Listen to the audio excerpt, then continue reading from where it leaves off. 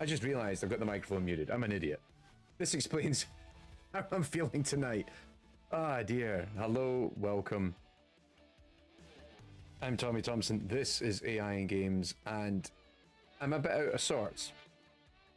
Because, yeah, I didn't realize the microphone wasn't working until we were a minute in. And that's because I've got a bit of a cold. I'm a little bit out of sorts today. So my voice is a bit funny, nose is a bit funny, but I was adamant I was going to play some more Resident Evil tonight. So here we are. Jesus. Ah, dear. Great start. I hope you're all having a great Thursday. Whether it's towards the end, or actually in the case of, usually for our handful of Australian viewers, it is Friday. And also for our American friends out there, where the day is just kicking in. I am going to play a little bit more Resident Evil tonight, because I am quite enjoying it. And I've made sure, like, my first full playthrough, I'm doing it on stream, because I find it's been good fun to hang out with everyone and sort of have a bit of banter, have a bit of chat, and talk about all sorts while we're doing this. So, let's get into it. Do let me know, as you're watching, if the audio for the mic and the game, I've been kind of remixing it as I go, so let me know how it works out for you. So we've got into, if you recall, we're in Racoon City now. So we got into the city. I've got some objectives I need to clear in order to get further into the city. I think we probably need to cross this collapsed building, which is going to be pretty dope. And yeah, that's going to be the extent of I think of probably tonight's stream. We fought off the big spider in the last playthrough when we arrived in the city, which was pretty awesome and quite fun. Leon, good to see you. Hope you're doing good. Friday for you. Just wanted to say hello. I'm catching the VOD. We'll update you on funding. Yep, cool. We'll catch up, no doubt, in the coming days. So that's right. We've got 3 pieces of the detonator that we need to collect. I have the distributor. We need the signal receiver, distributor, and the relay. And I have a rusty crank. And I got the distributor. And from there, we'll kind of take it from there. Also, I've got a whole bunch of points that I accumulated from killing people. And also we've got some of these tracking modules can be redeemed for credits at a supply box. Okay. Is there any way, can you no, you can't merge these or whatever, which kind of makes sense in my head. Ah, good old Requiem. Right. Let's get in.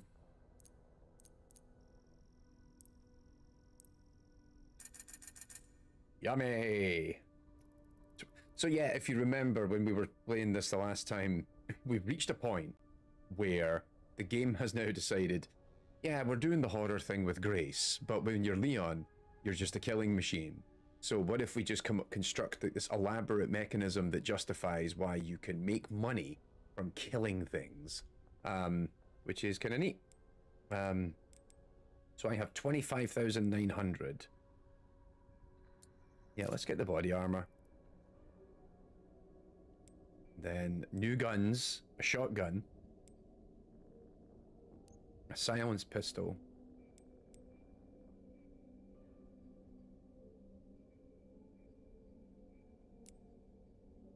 and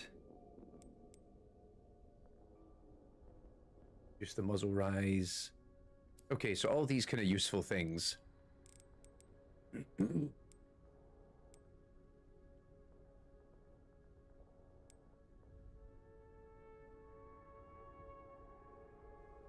You know what? I'm just going to get the second level of the armor.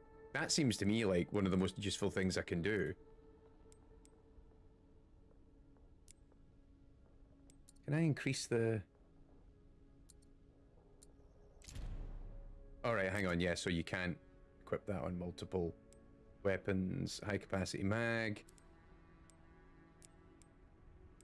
What can I do with the hatchet? Basically makes it a more powerful hatchet and a more durable hatchet. Okay, right. Well, we'll come back to these. I think there's certainly opportunity to use some of it, but I think we're good for now. All right.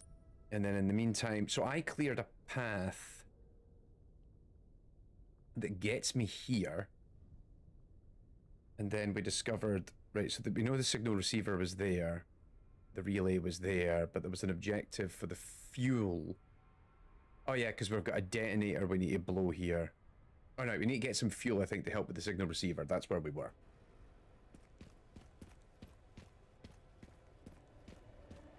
Maybe turn my mouse sensitivity up. Alrighty.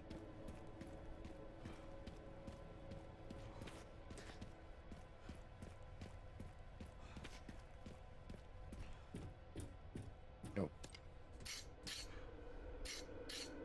Yep. Sharpen the hatchet. I'd forgotten about that. Oh. Right, here we go. So we opened up this path. And that leads to that stairwell out there. And we found some heavy ordnance.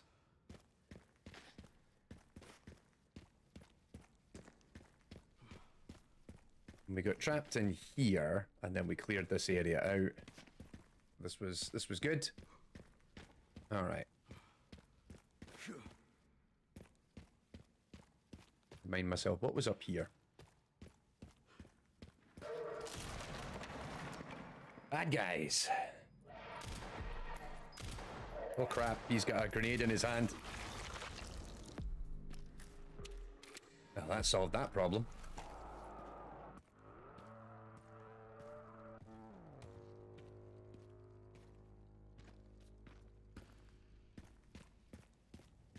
Did we not come up here before? I did.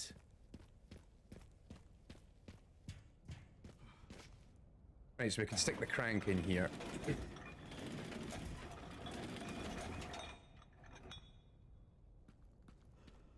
Very nice. Yeah, we came through here, did we not? That's how I wound up down there to begin with. Okay, cool.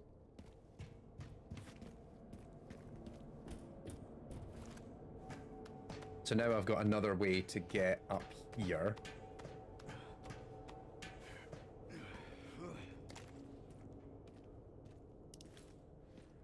One of the parts should be just up here. Rifle ammo.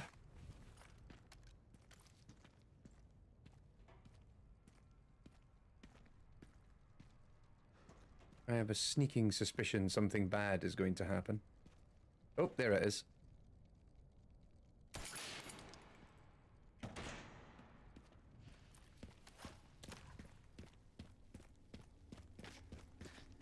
Oh, there you are, you little shit.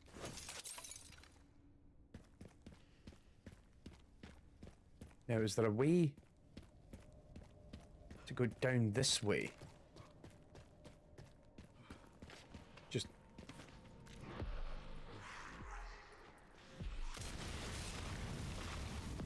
Oh, shit. That was a waste.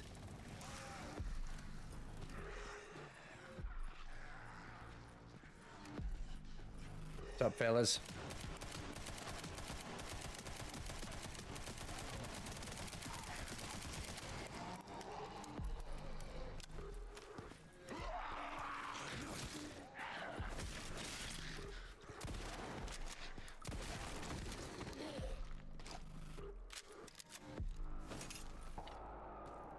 Alright, they look dead. Perfect.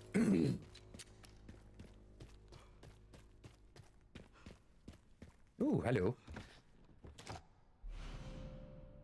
Stacked hand grenade. Oh yeah, I found one of these before. It's a hand grenade with a hand grenade on it.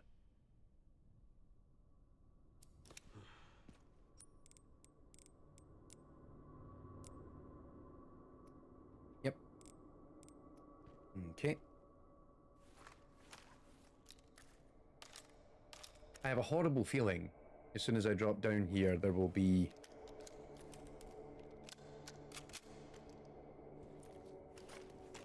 Right, there we go.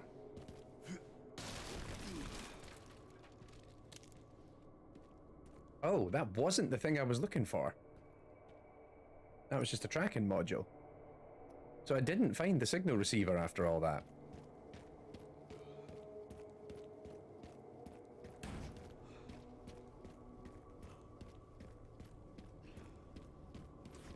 Right, so hang on, I need to go back up and round, don't I? Jeez. I completely misjudged that. I thought I was onto something.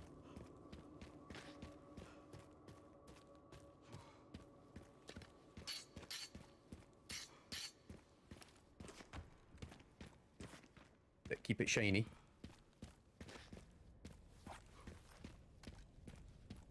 Alright.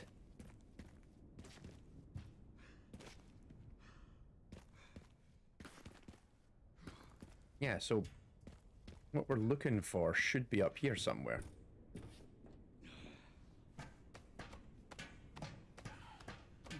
Bizarre. Oh, I must have had to go into the roof.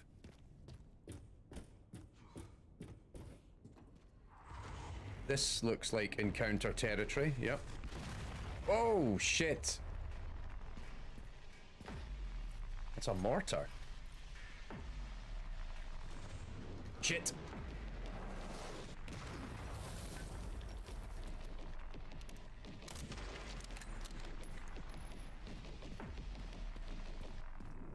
Oh, I got him. Oh, shit.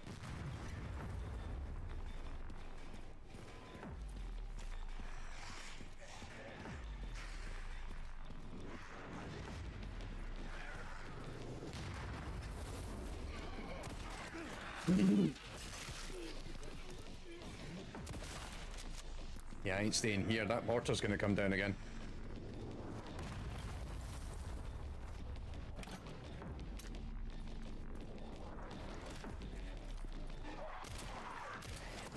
Ah, damn it.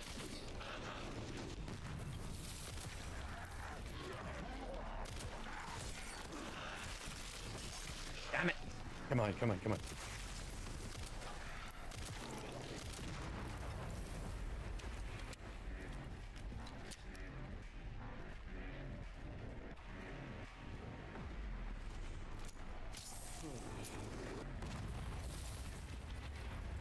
Alright, can we see where the mortar's coming from? Oh, there we go, I see him.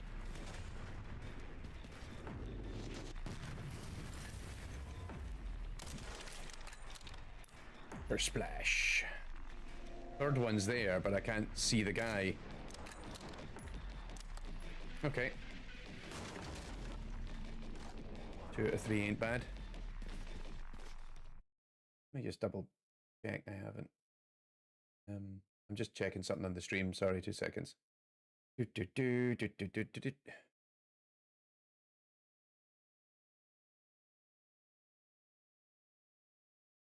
cool. All right, sorry. Where were we? Oh, I've closed the stream window now. Hang on. That's better.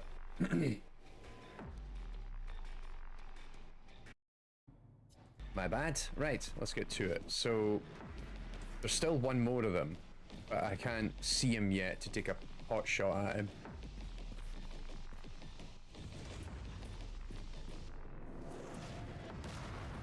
There we go. He's up here.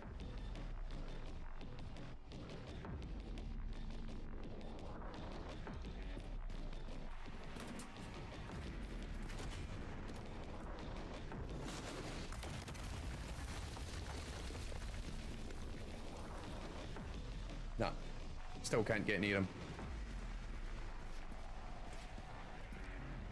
Nope, can't go that way.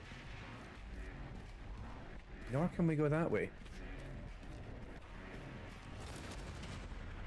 Shit, hang on. That was a little too close. Crap. Oh, Uh-oh, crap. Run away from all of them. Come on, Leon, keep running.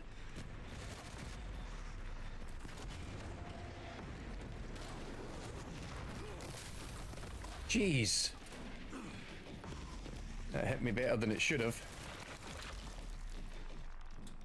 Very nice.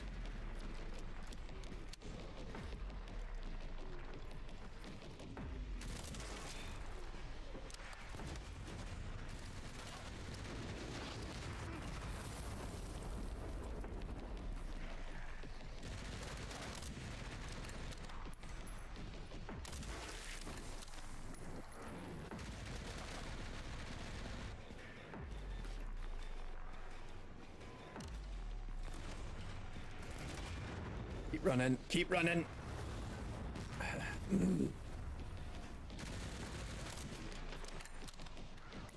Oh, there he is. Damn it.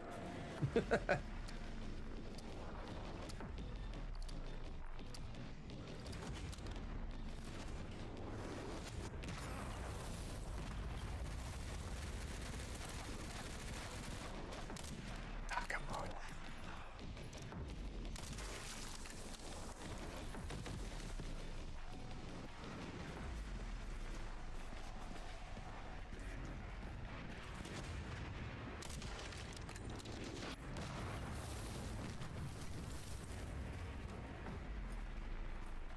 Right, so I think there's one more.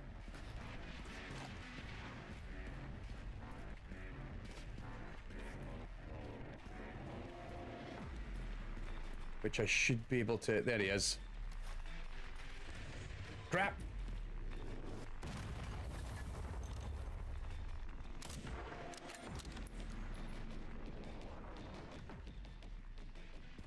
And I got him.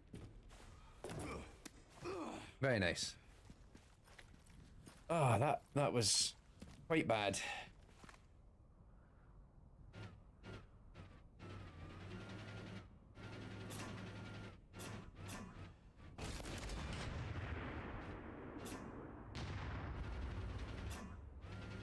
I wonder if this is leading up to something momentarily where I need to grab a repair kit from Container O2 in the central camp. The signal receiver got all beat up during transport. We need to fix it. It got reassigned and I can't get it myself. This one's up to you, Graves. Search for a repair kit.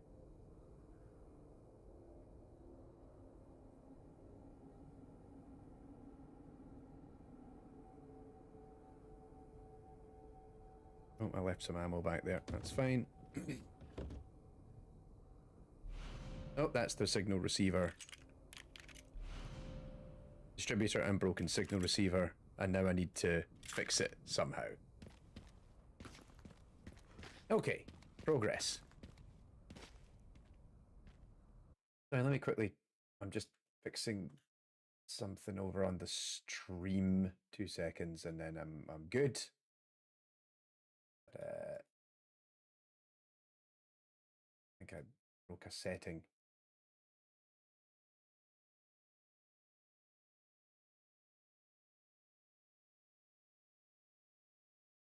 Yep, okay, cool. We're fine. I fixed it. All good in the hood. Seems like... Out of curiosity, there might be people that are actually watching if you can't... I know some of you have said before that you have trouble actually sending messages on YouTube. I don't know why, but it seems to be something that happens. I don't know why this keeps occurring. So, hang on, let me... I'm going to quickly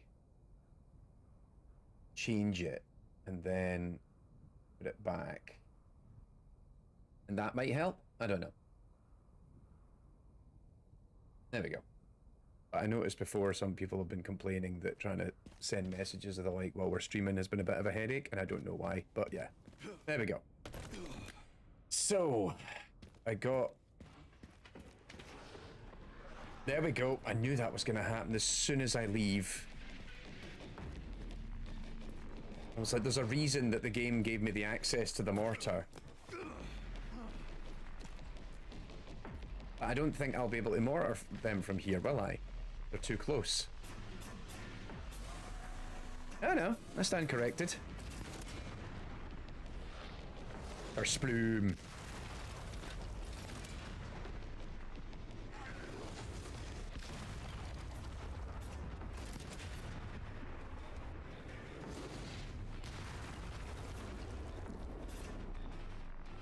Hello there, my friend. Oh, you ran ahead there. But you stumbling forward.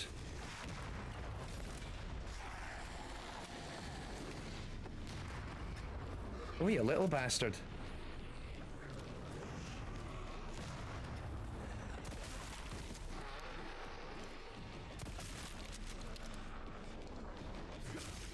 There we go.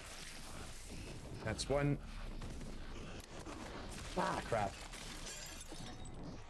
I broke my damn hatchet.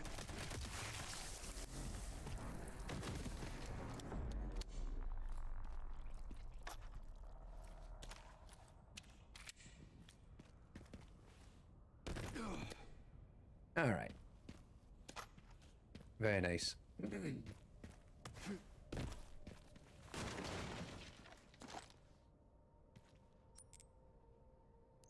Night.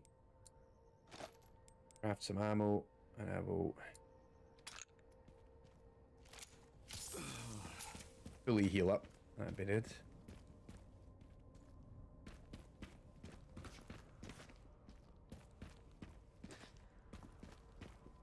There's... Oh, hello. Ammo, ammo. Oh, another tracking module.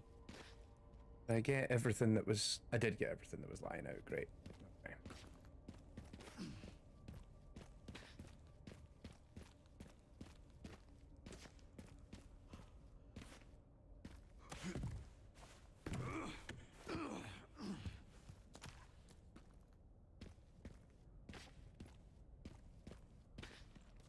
Few more zombies?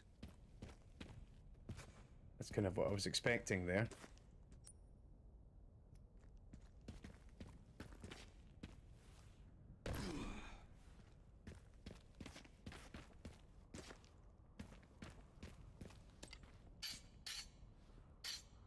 That looks like something I can get at, but how do I get through to it? I wonder if that's destructible, but I don't know if I want to waste a grenade trying to find out.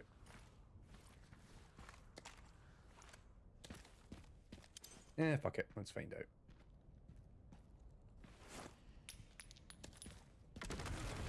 Ah, it does work. Right. I was kind of worried there we'd end up like wasting a grenade. Nice. All right.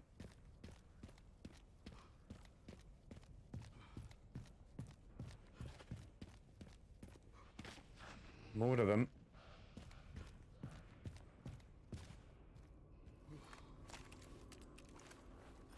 Just these two.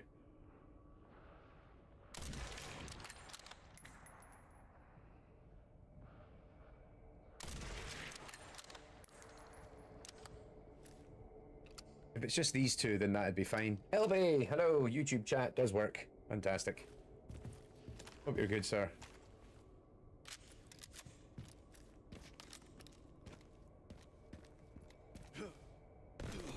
Didn't watch your part 2. You missed the bit with the big spider. Which, if you're even if you're not arachnophobic, there was bits of that I was like, good lord. That's intense. Hey, hang on, can I see anything across... Because this is where I need to go, is across the street. No. It's suspiciously quiet. Alright, fine. Found the signal receiver. Or at least what's left of it. Good. Okay, one component left. By the way, I found some evidence of the Pentagon putting pressure on the BSAA. It appears the North American branch has been moving independently. Heard they had an internal dispute. Think it's related? That's all I've got. There's been an increase in government surveillance. Looks like my fan base is growing. Some things never change.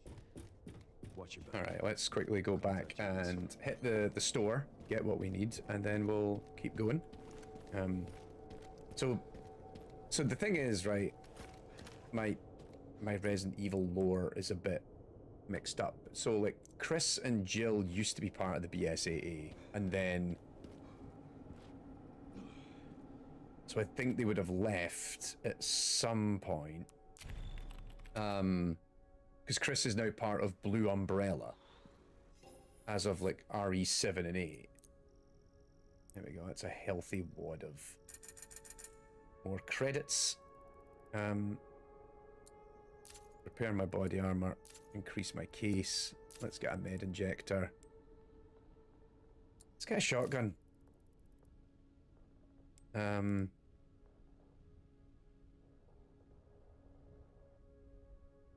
I don't know how that compares to...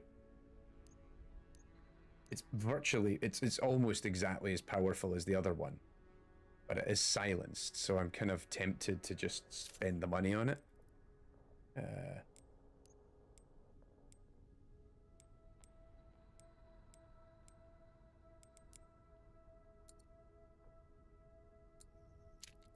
And then... put the charm on that gun. Add the ammo capacity. If we really want, we could actually... What's the 2 shotguns like in terms of... Oh, this shotgun's much more powerful. Okay. Oh, everything about this shotgun is better. Mm-hmm. Me likey. Okay, so let's go in...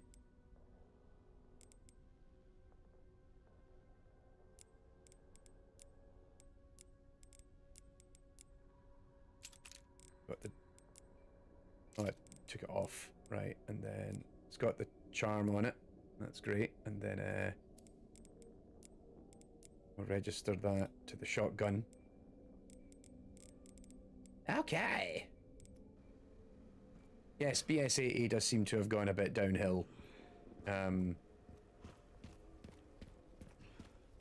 we now need to go back to... across the street. I just haven't been in across the street yet. So yeah, this is my first playthrough entirely from start to finish. I've actually been replaying the bits I've already played off stream because I'm capturing footage, because I was like, all right, we can definitely do another episode of Revisiting Evil, sort of design dive videos off the back of this, because I've been thinking an awful lot about what this game's doing and why it's really clicking with me.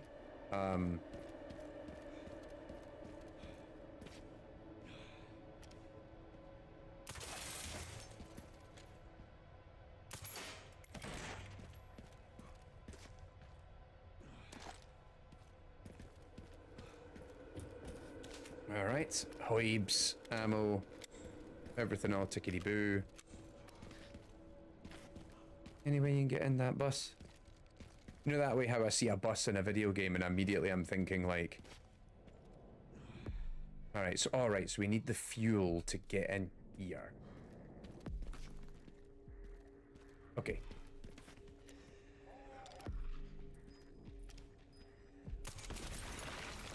I heard you sneaking up on me there.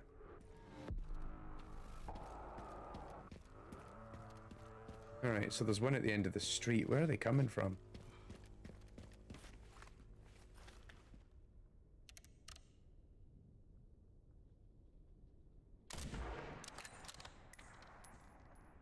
Hello?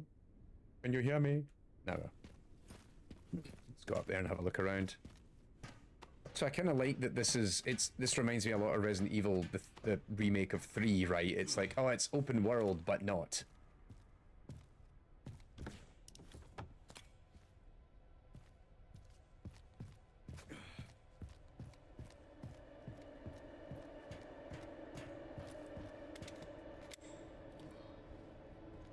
Okay, I'm willing to bet money as soon as I go down there. Everything's about to go very wrong. So, just in case. Check Requiem. Now they pour out of hidden nooks and crannies that we couldn't see them a minute ago.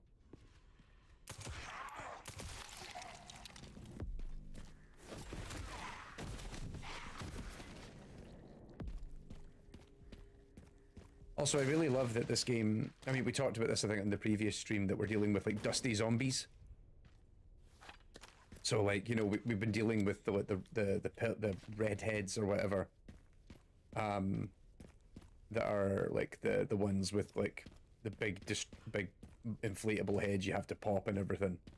But here it's like, oh no, this is old Raccoon City, so these are just dusty old zombies that have somehow survived a nuclear explosion or whatever, what have you.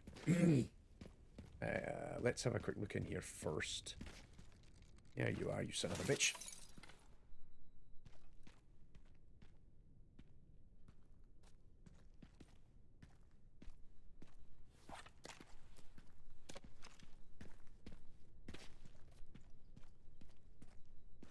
And oh, I knew that was coming as soon as I saw it.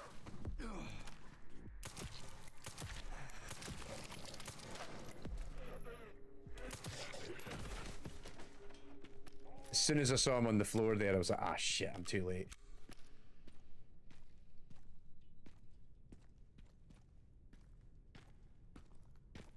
Lockers?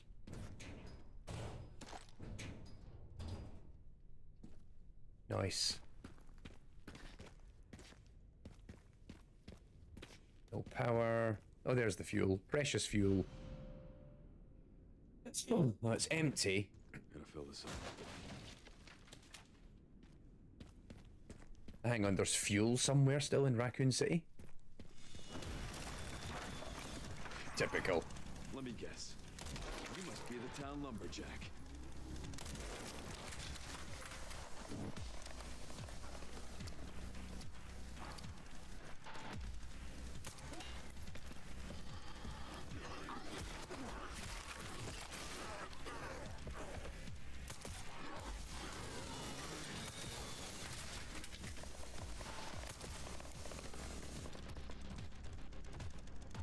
I will have that now.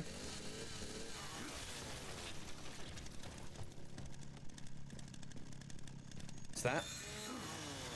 Oh crap! Shit! Come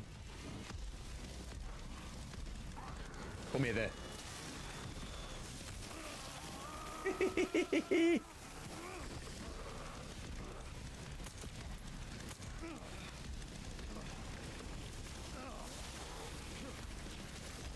No, no, he's got my...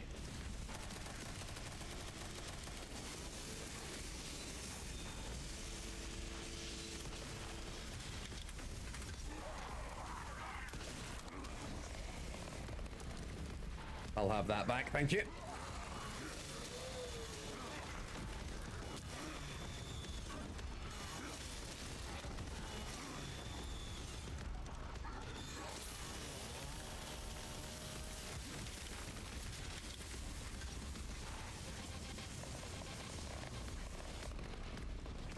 More chainsaw, please.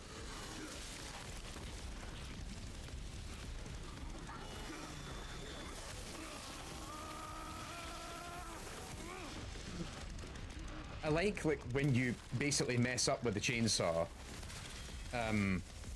it just gets stuck in them.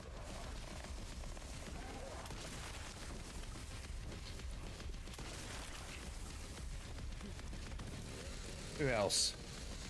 Oh god. Flames are everywhere now. Oh, hang on, is it chainsaw against chainsaw now?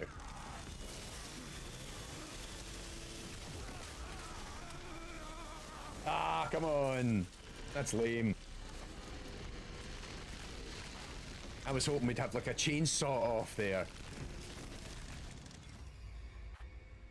Try fighting a chain. That's what it is. Game's like, no, you can't do that. Open the window, I think. It's good. There we go. Oh, we got to do this whole bit again. Fine.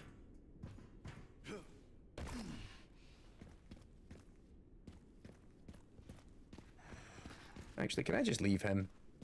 We'll just come back in a bit.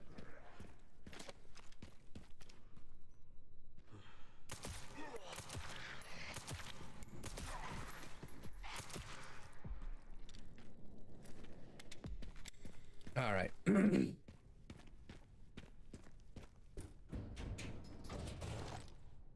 Do and then do this. We get ourselves an oib. Gas can. Gotta fill this up. Mysteriously, there is no zombies right there where I expect to see them.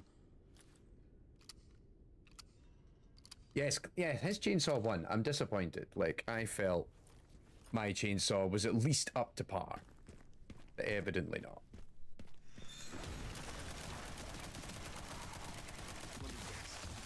You must be the town lumberjack.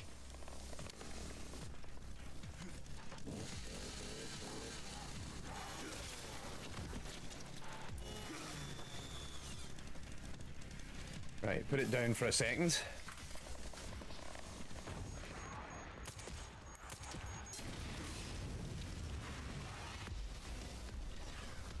All right. Where were we?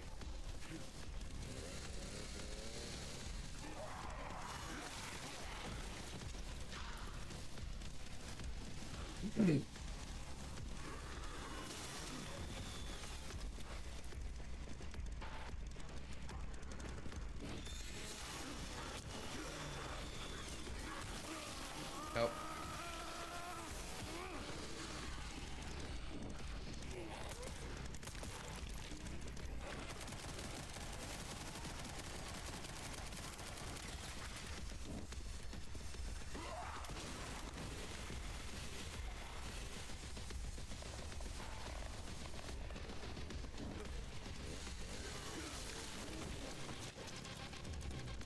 Okay, that's better.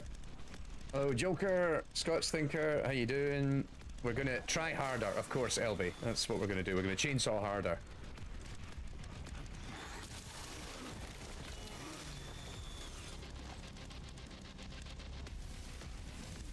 Nope, he's on fire too.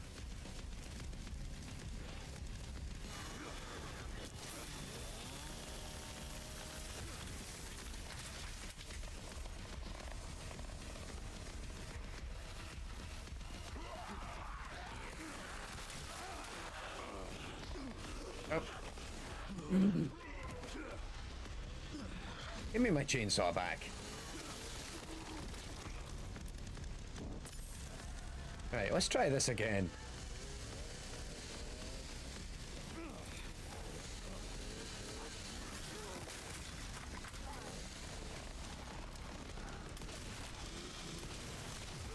Nah. Right. YouTube, yeah, the YouTube live stream just seemed to be messing up quite a bit at the moment. Oh wow, I'm in pieces. Right, need to try harder here. Not good enough. I tried fighting a chainsaw with a chainsaw, it didn't work. Twice I've tried this. The game's like, just chainsaw the chainsaw and it'll be fine. Sorry, I need another lozenge. If you missed the start of the stream, I am currently got a cold. I'm trying to recover from that. I blame it on London. Oh, I thought you'd be dead after that.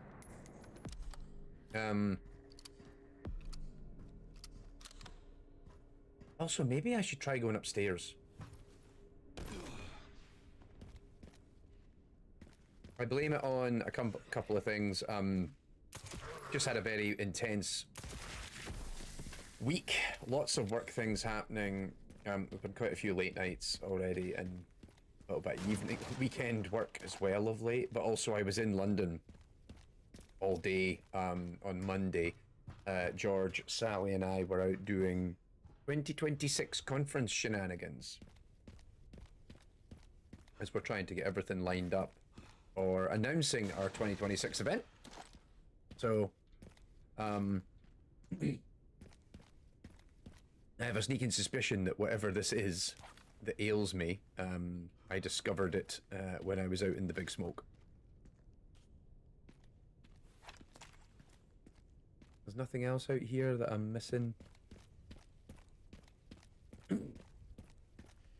So yeah, it's not too bad. It's just I've got a bit of a cold. I got a bit of a sniffle.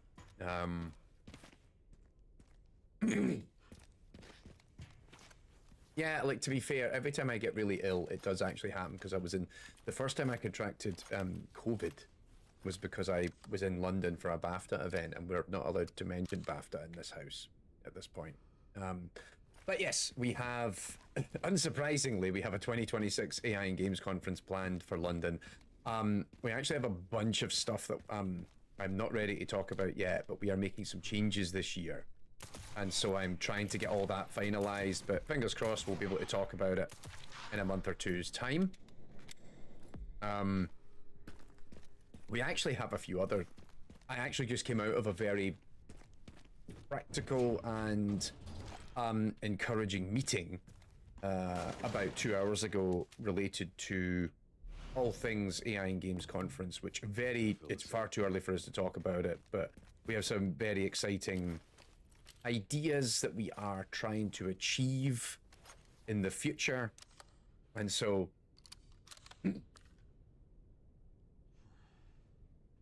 can't talk about it yet, but very exciting. So George and I were in a meeting with some people that was quite encouraging for our future plans.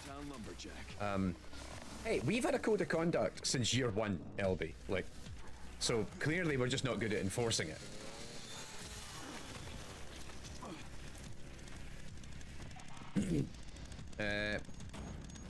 Ooh, fucking hell. Oh, so that's the fire stops you going up on the roof.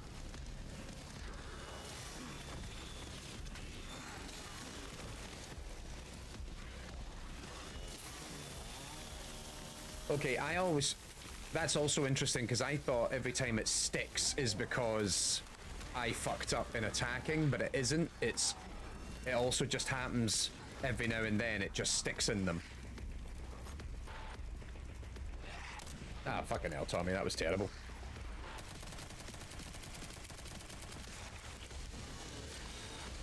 Oh crap, one of them picked it up. Give me back me chainsaw.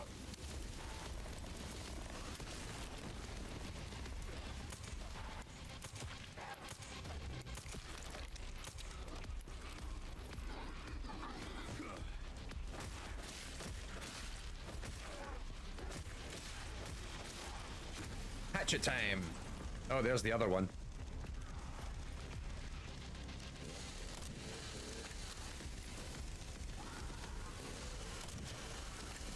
Maybe we shouldn't try and get fancy with this. Oh shit, that's a dead end.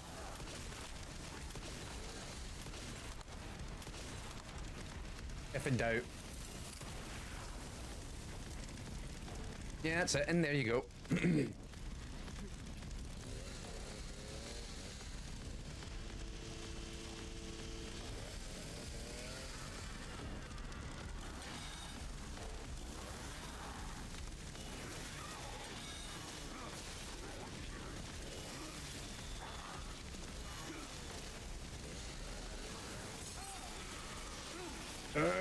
Come on.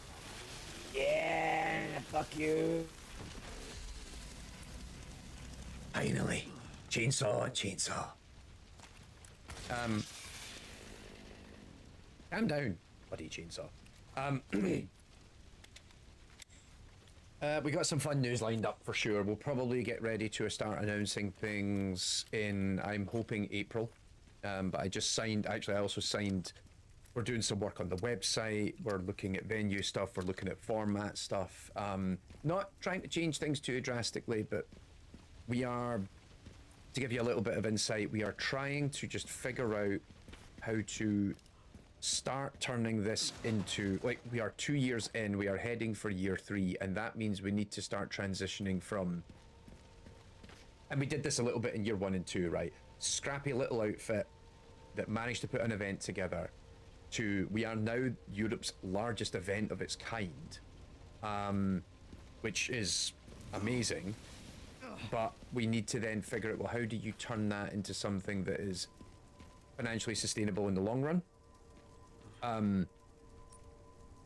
without it just turning into us like bleeding the audience dry. right? Or taking on lots of sponsors which don't really deliver value. Like, you kind of, it's like, hey, we could just talk to every generative AI company doing something and go, hey, give us X amount of cash, and we could use that to, you know, there's a line, and we've got to figure out our business strategy for achieving that. And so that means lots of meetings in different corners and chatting with partners, our business partners and everything else. So it's all quite exciting.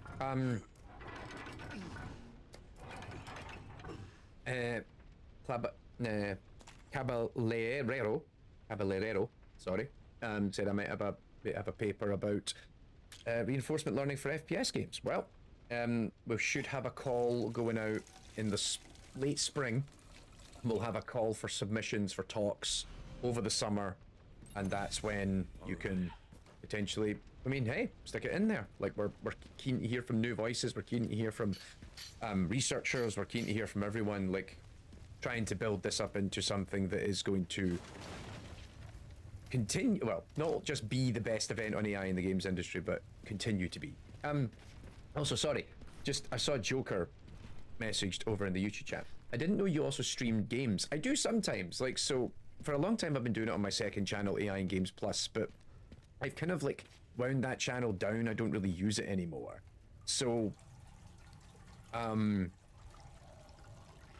felt like, you know what, actually we might be reusing the AI and Games Plus channel for something new in the future. I can't talk about it yet. It's close to being finalized, but we might have a new project coming your way.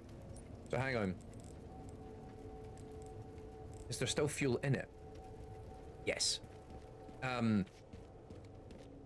But yes, so I've been doing a lot of this on my second channel, and I thought, you know what, why am I doing this to myself? Like, why don't I just put it on the main channel? It's a great place to come and hang out with viewers, come and chat with you, and talk about games as I'm playing them. And even, like, one of the things I used to do a long time ago, which I haven't done for a while, is if we covered a game in an episode, I would then play the game and talk about the game in an episode, on the stream, just to kind of like showcase some of the stuff that we were talking about and the like. There we go. I was like, there must be a way up there. What's this? AI and Games Conference 27 in Gothenburg. Cheaper venues and hotels, and you can have the Swedish pizzas and smorgastarter. Also, I don't know if I pronounced that right. I hope it is. I hope it's close enough. By the way, if you're not familiar with this was a conversation we were having in the Discord server where I made a joke about... Well, there's been an ongoing conversation, I guess, in the Discord server about Swedish cuisine. 10 out of 10. All right, I'll take it. Smorgastarter. All right. I am Swedish now. An honorary Swede. But actually, also to Joker's other point, your videos got me into AI. Now I'm a PhD student researching reinforcement learning for AI and grand strategy in 4X games. That is amazing. Congratulations. I hope it's going well. And of course, I appreciate if you're in the middle of your PhD, it's very hard to tell if it's going well. You know if you know. Oh, hello. That was me saying there's no more of these blister head fuckers. And there's one at the end of the street. And I missed it.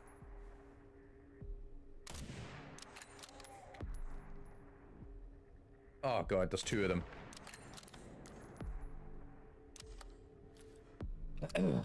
Whereabouts are you studying, Joker?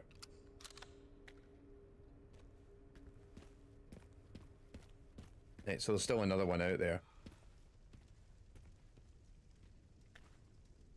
Oh, you son of a bitch.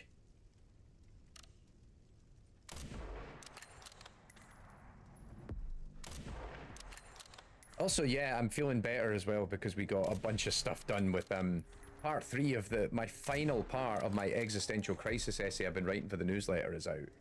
That was a huge amount of work. Also, actually, on that note, the first part of that essay is this month's YouTube video. So I'll be doing a YouTube episode next week, which is part 1 of the newsletter essay that I wrote. I had to cut it down. The original cut of that, if I just took the newsletter issue word for word and or tidied it up a little bit and then reproduced it as a video, was like an hour and 10 minutes. And I thought that's too long. So there's a 45-minute version of it that's going to go live on YouTube next week. And then we're just going to gradually throughout the year, parts 2 and 3 will also become videos. Because I recognize that we've got 200 odd thousand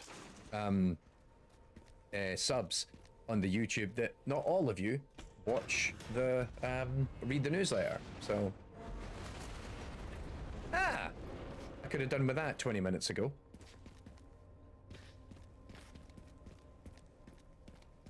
Parfait. Très bien. I study at UFMG in Brazil, about to take a student exchange semester at the University of Bristol. No way. Well, if you happen to be in the UK in November this year, I might have an event for you.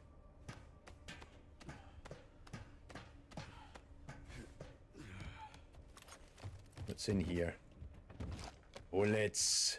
That's scrap. Oh, okay. Oh yeah, hang on, there was something up here to shoot down. I saw it like 20 minutes ago.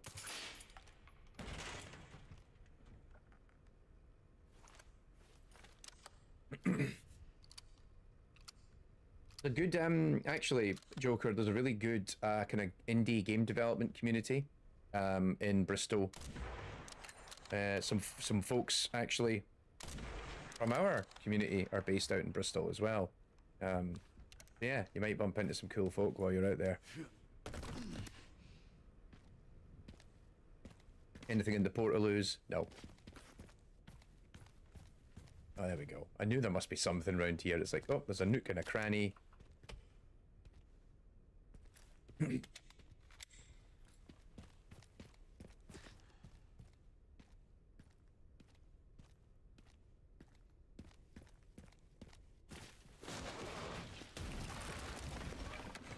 Waiting on something to happen there.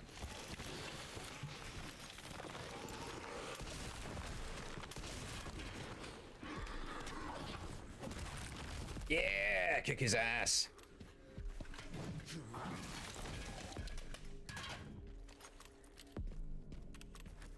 I love the ability to just like grab items on like heavy items that they've opened. Monster inside the... Oh, that for a couple of shotgun rounds.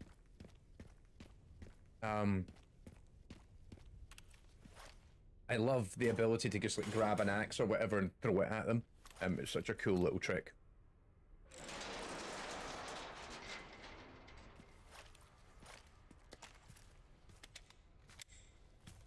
Okay. So...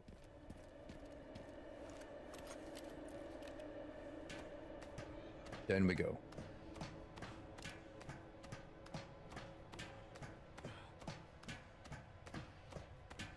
Oh yeah, this is gonna be just fine.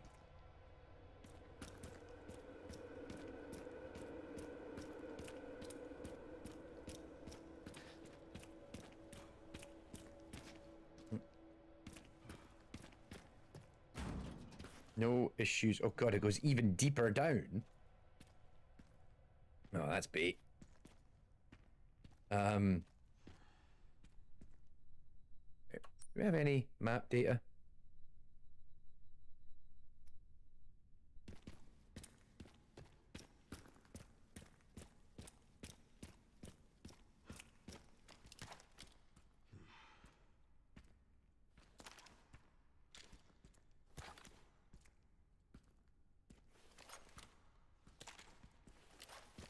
Trying to play around with the...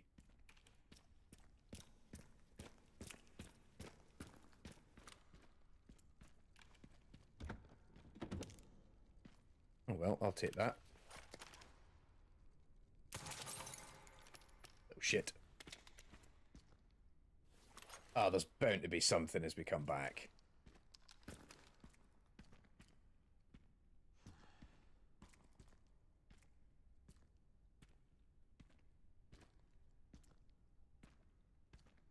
I got annoyingly good at this if you watched part 2, the whole bit with Mother. Oh no, the lady. Or whatever, the girl. In the final bunker area with Grace. And like, I actually managed to predict 2 of the jump scares down to like the second. was like, 3, 2, 1. Like, fucking hell.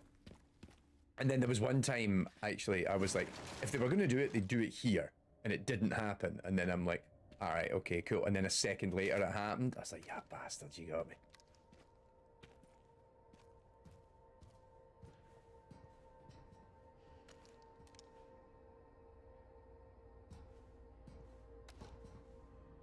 Oh, I see you.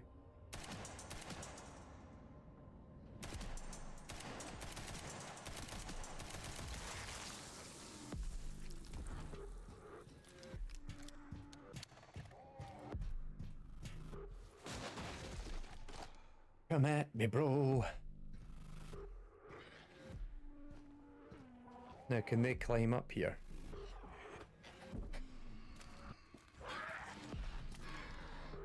The answer is no.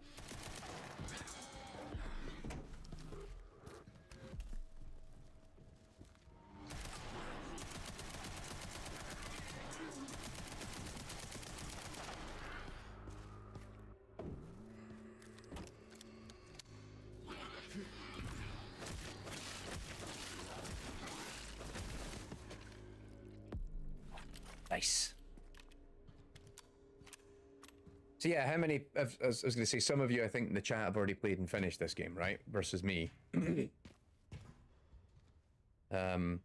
This is my first time.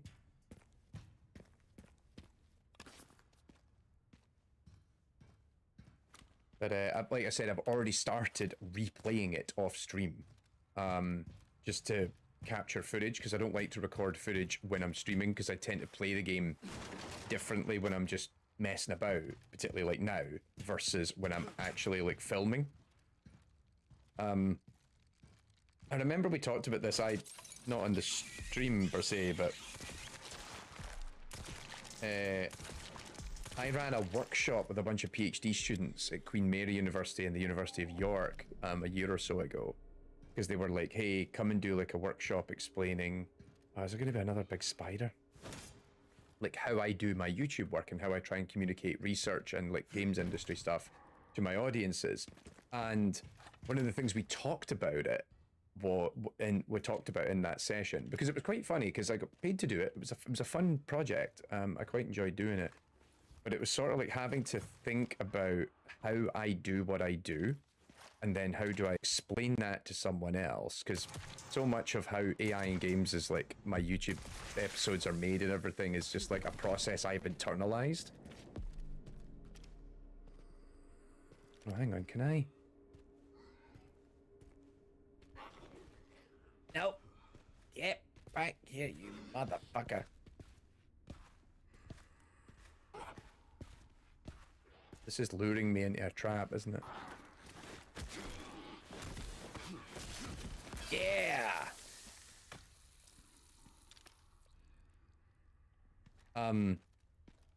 One of the so one of the things I was talking about in these sessions was like how you record footage, and how I use game footage to communicate a point I'm trying to make sometimes, and that, you know, quite often I will go and re-record again and again, all because I'm trying to make I'm trying to get one clip, and I haven't been able to pull it off. And so it's really important to me that I go and right, so hang on, so that's I want to go that way, which means I need to hang on. Nope. Okay. But how I like go away and like capture specific bits of footage in order to tell a story, and how important that is quite often when I'm trying to make YouTube episodes, to tell that very specific story that I'm telling. Headless. He's not.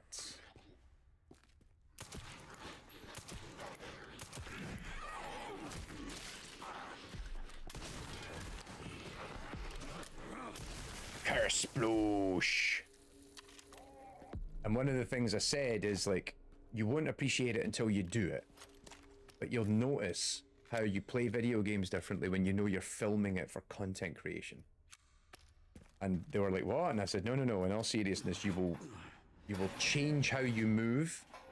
So actually, I'll tell you a little trick. one of the things that I love doing, if you ever watch my videos, is I like to pan the camera a lot. So I like to kind of like have the focus of the shot in one area, and then I will drift it across. And I'll do that continuously over a shot. Try to do that with a mouse is a nightmare. The amount of times I will be playing a game on mouse and keyboard for action sequences, but when I want to do a camera pan shot, I actually bring out a controller. And I'll do it like that. Also, there was a funny joke about this. Shout out to Ollie Withington, who not only participated in this, but then subsequently went off and made his own YouTube video essays, and one of them got like 100,000 views or something. It did really well, and it was like good on him. But the thing I joked about during the session, and he gave me shit for this, and I said like the one thing I am notoriously guilty for is panorama shots. When I don't know what I really want, if I'm trying to make a point and I don't really have like a shot that I need, I will quite often just have a character standing in place, and I will do I'll do a panorama shot around the character, and I'll just drift the camera around them in some way. And then he was like, "Oh, that's really lazy," and I'm like, and I admitted, I was like, "Yeah, it is really lazy. It's just something I do all the time." And then the funny thing was, I watched his YouTube video that he did that was really successful. Twofer. What's the first thing he does about 40 seconds into the video when he's trying to convey a point? Panorama shot. And I messaged him like, "Oh, you son of a bitch." And he's like, "I know. I suddenly realized why you do it."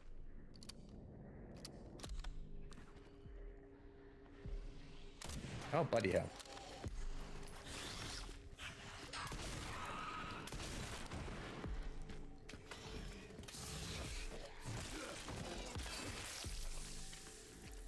Disgusting.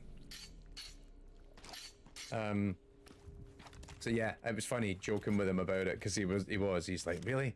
The panorama shots?" Because then he was like, "I can't unsee that," because he's watched a whole bunch of my videos. He's like, "I've now realized why you do it." And then as soon as he made his own video, panorama shot, I'm like, "You son of a bitch."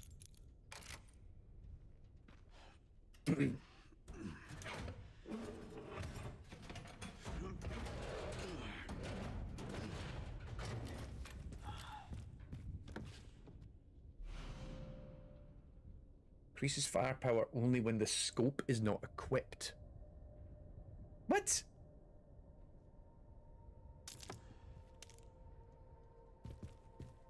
Alright, someone's playing hard mode. Right, so we came through there. And then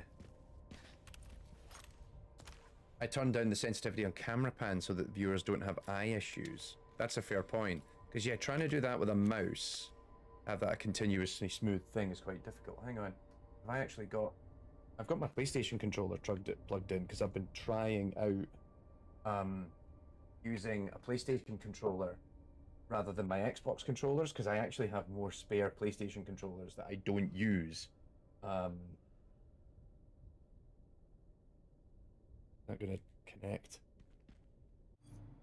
Oh, there we go. Yeah, so it's much easier. I've actually trained my thumb to do this much more readily. So I can do these camera pans with my thumb, and it's kind of second nature. And then I spend like 10 minutes as I'm like filming for an episode thinking about like, oh, do I have him walk like this? And then, all right, so we have a look around at what's in front of me, and then I pan the camera up so you can see the devastation of Racoon City. Like, these are the things I genuinely think of the cinematography of footage when I'm actually filming it for a YouTube episode. So trying to use the footage from a stream is very different. There's no way I can do it. But yeah, that's a good point about camera sensitivity, because I feel like I'm doing it already right now. Like I'm kind of lurching around quite a bit. That water dripping, or is it something else? Um,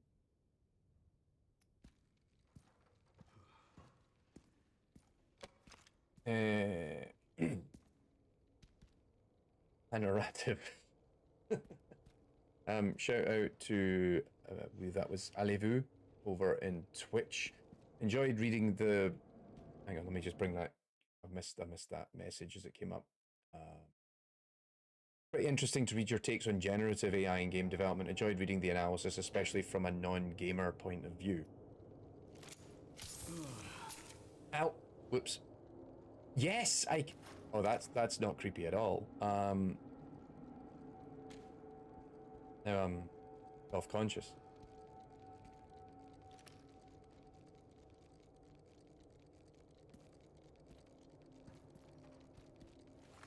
I think we should stay armed. Something's about to happen. Yeah, so I mean, I've been writing a lot about, like, we are in a space right now where generative AI is, as we know, everywhere and repeatedly being. Oh, is that it? Little bastard. I was expecting something creepier.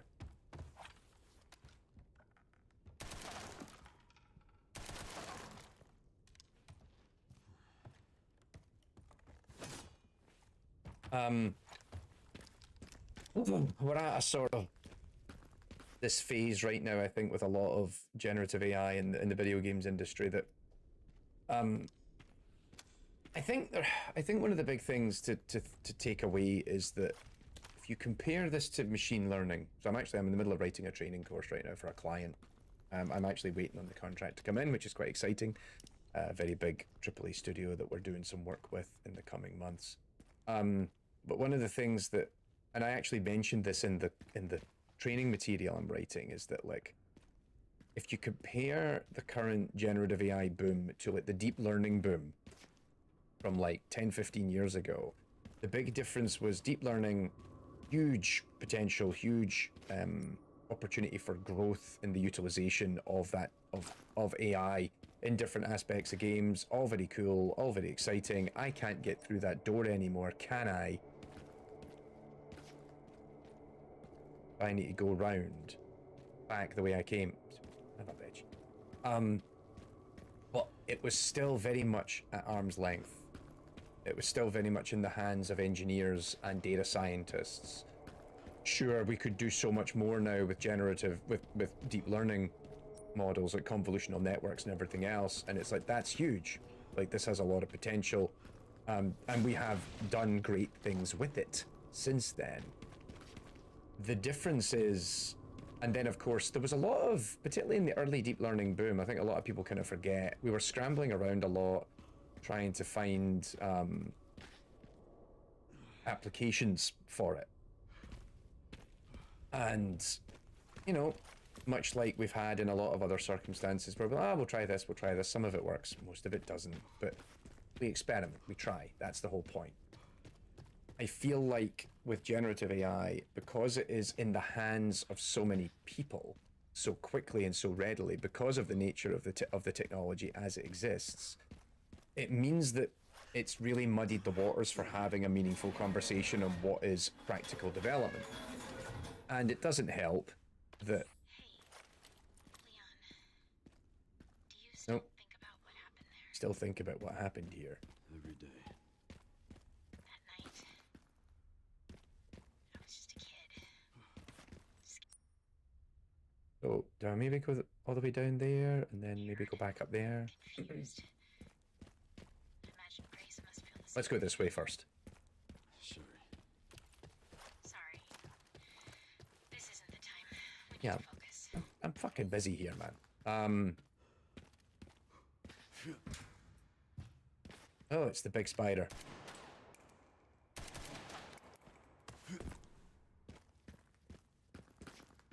Oh, is this where I landed before? After I killed the big spider.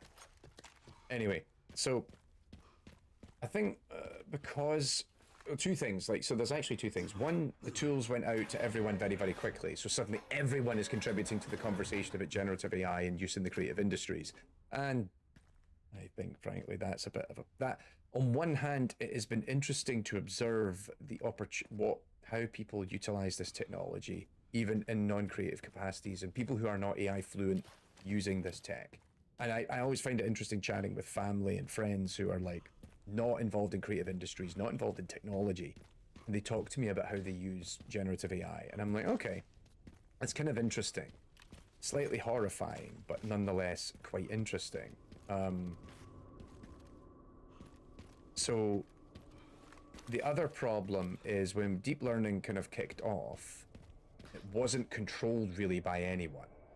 What was happening was a bunch of tools and techniques and methodologies exploded, and everyone was trying stuff out. It's how things like Hugging Face became such a big resource, because everyone was trying out their own things and doing different stuff and then figuring out what worked and what didn't. And then it was also like freely available. Oh, that's a lot of credits. So let's repair the old body armor. Get a bunch of ammo, because why not?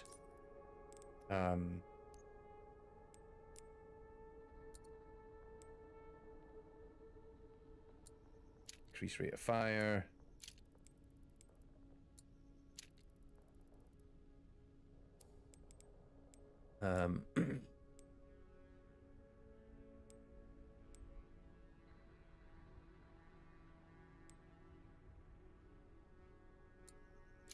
Oh, nice.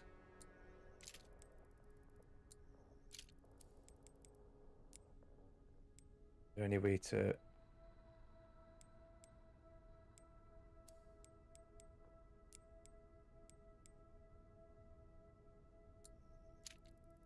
All right, let's just keep some points for now. So yeah, like with deep learning, the thing was that a lot of people were very, very quickly coming up with their own models and sharing that knowledge. And so within like a year, if you were like, I'm really interested in image recognition, you could find a model online for free that you could download, or like a config where someone's like, here's how I've, and this is where standards like Onyx emerged, where suddenly we had neural network standards, and like PyTorch was exploding and TensorFlow was exploding, and there was all these different tools and systems and libraries emerging that within just a couple of years, you could very quickly start to put together, like, if I'm trying to do X, I can go and find some examples of how to do that. And that's really powerful, you know, that we could do this that quickly. Hang on, this is just buying, selling, and tuning. It's not a... I can't store old guns. I'm kind of tempted, like, I wonder, is it worth keeping the old guns?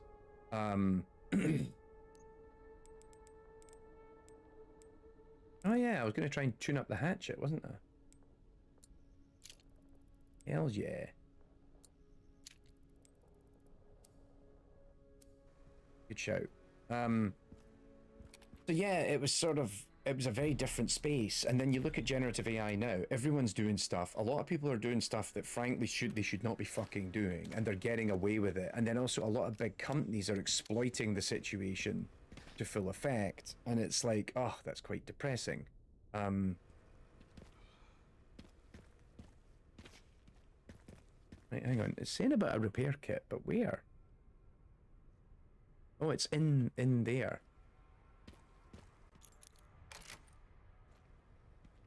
Back in my head, I called this the AI storm rather than another AI winter, just because of all these experimentations. Looking forward to when the industry gets a bit more grounded in sound. I mean, I'm hoping that that's where we get to. Oh, look at that. A motorbike. Beautiful.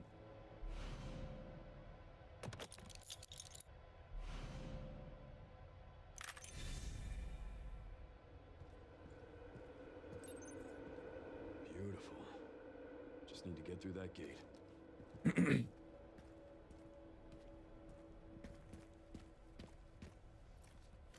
Being a musician, the music AI one is the one that's most upsetting. Right, I mean, I get it. Like, it is, like, sort of... the fact that the tools are so readily available has suddenly meant that rather than and it's funny because I made a very critical point of this when I wrote a piece for gamesindustry.biz recently, and that, which was amazingly, like, that came out the same day as the DLSS 5 announcement, and it was sort of proof of my point of, like, why are we are continuing to have these conversations where people are making pointless product, and it's stuff that allows people to get away with.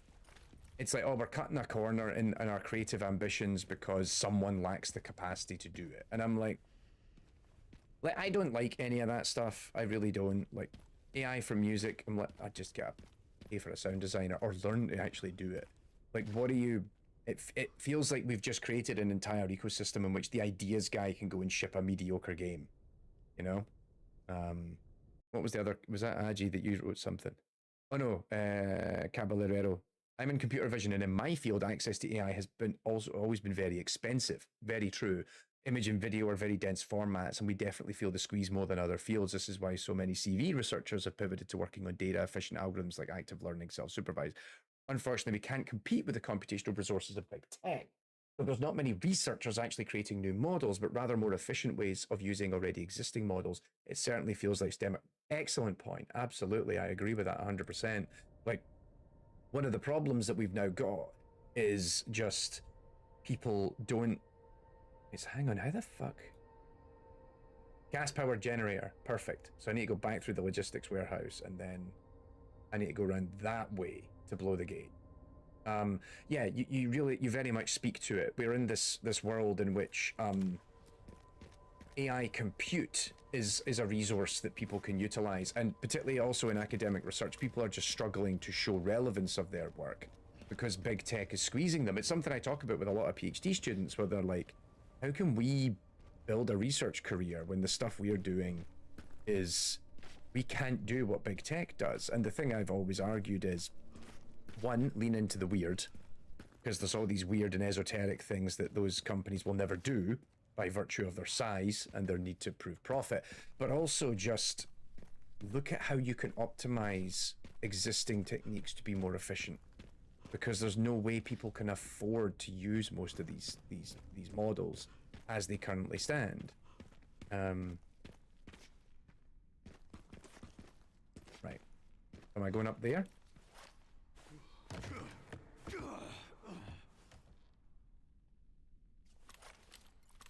By the way, I just...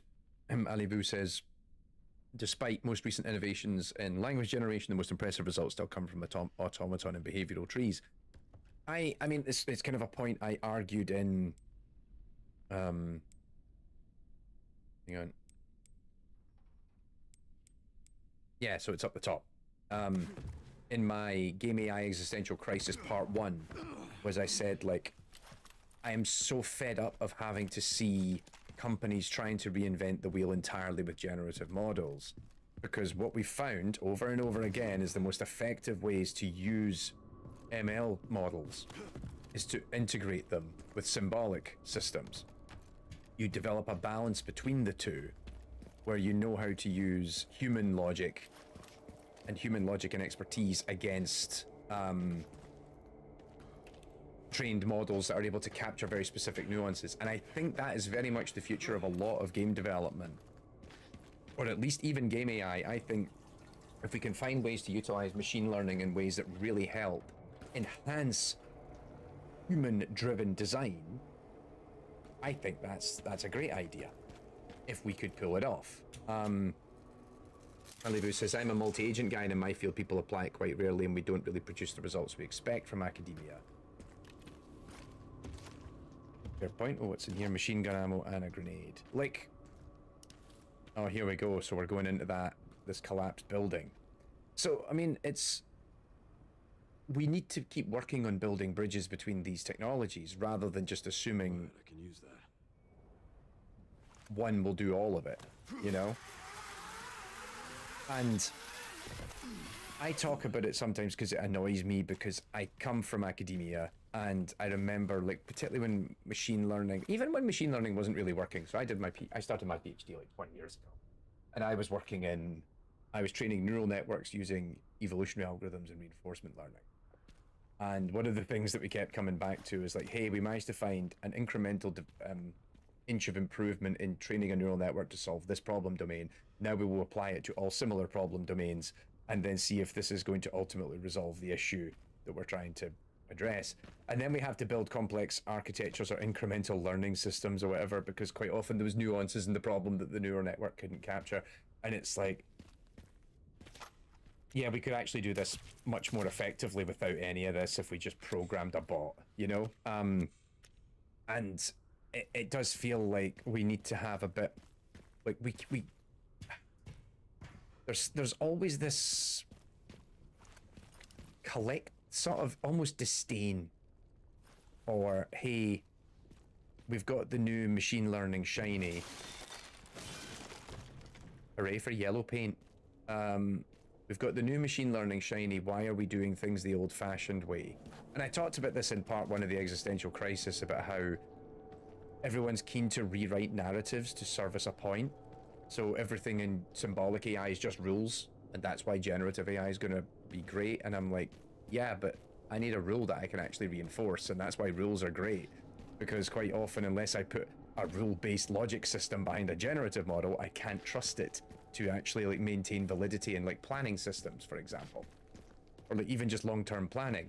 So it's like, right, you can generate a plan in an LLM, but then I need to validate it against a schema which is written by a designer because I can't trust it.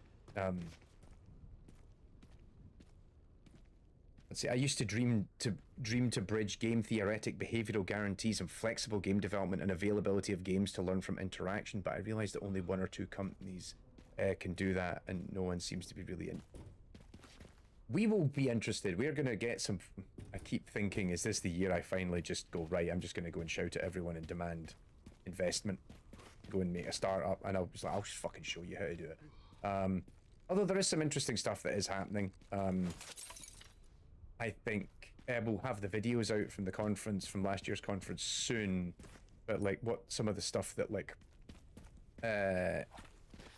Jeff Orkin was doing in Bitpart AI, I think is quite interesting, because they're trying to do this thing of, hey, we use LLMs to generate planning, we actually generate plans against existing planning architectures and all this sort of stuff, and I'm like, you might be onto something here. This is kind of neat. Right, hang on, so where did... I need to go that way, through the tower. Let's keep going around. But it's I'm glad to see that, one, some of the AI boom, I think, is beginning to hurt them, which is great. I'm all for that. And two, I saw Sora got shut down, so that was very rewarding. But two, it does seem like a lot more of the conversations that I'm having and the messages that me and people like me have been sending out there are actually being heard a little bit more, which is quite encouraging. When I've been making arguments about the use of generative AI, and it's like, look, we need to hold ourselves to account and be responsible in the use of this technology and actually start having meaningful conversations. Like, if you are going to use this, first of all, how do you use it in a way that is not jeopardizing and compromising everyone around you, you know? And then what does this tech actually do that is helpful? Not just we're using it for the sake of using it, because I'm so fed up of seeing AI bros do this for so long now. Right, hang on. It's this way, isn't it? I don't really think that we really need LLMs, but just models that can learn from a stream of human experience. Reminding you about a video of yours about CSGO retakes. Model there is quite expressive, but it's only a dozen megabytes. Yeah, and it is a small, large language model. Like, and this is what I think is really good. I mean, I said about this, it comes up in the, I'm waiting to get bitten for this when because it appears in the Game AI Existential Crisis Part 1 video next week. Transformers are great for context-sensitive decision-making. If you know exactly what it is you're trying to do, and you have the data for it. And I think if we actually start thinking more meaningfully about what we're building and why we're building it, and if we have the right data for it, that's kind of awesome. We are running a second PC with an AI brain to run NPC simulations in Unreal Engine. That sounds cool. This is going to turn into a big gunfight of some sort, isn't it? Like, this whole thing just has kind of combat vibes about it. And yeah, actually, to Alivu's point, don't forget, if you saw the ML Move video that we did about a month or so later. Oh, God. You can do it, buddy. Eyes on the prize. Eyes on the prize.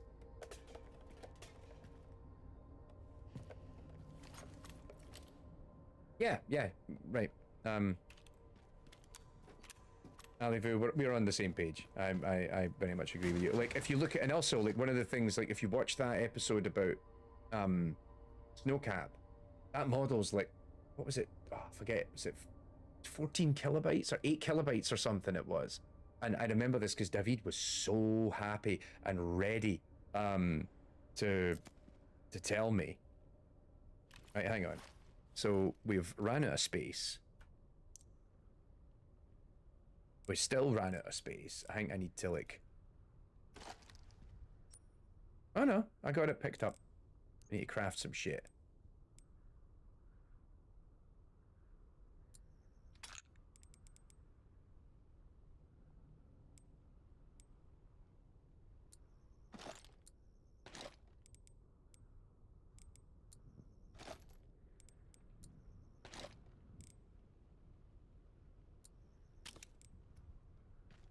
Alright, that should... 80 kilobytes, thank you, Aji. 8,000 parameters. Yeah, it was tiny, and I remember this just because David was so excited to tell us. Because he'd watched some... I mean, it was great to have David on the show, because he's a fan. He has been a fan of AI in games for years. So it was funny when I finally got to meet him at the summer school in Malta, like 2 years ago. He was like so jazzed. And then we had a really fun conversation, and then we've been talking about trying to get Snowcap onto the channel for a while now. I'm hoping this isn't another spider after Aji said it.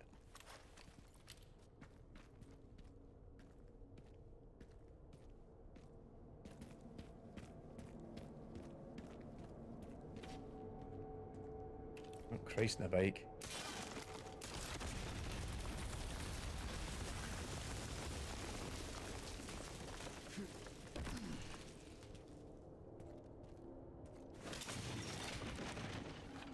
Jump!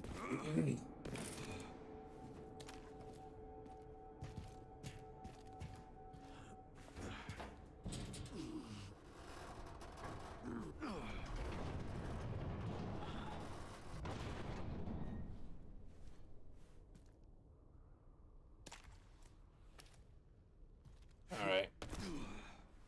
Oh, this looks bad.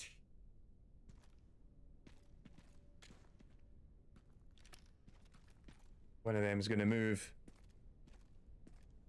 Oh, fuck.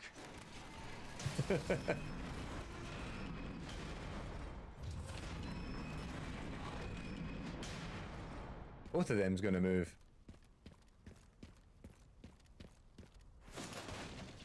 Also, I really loved having Leon just be like, oh, fuck.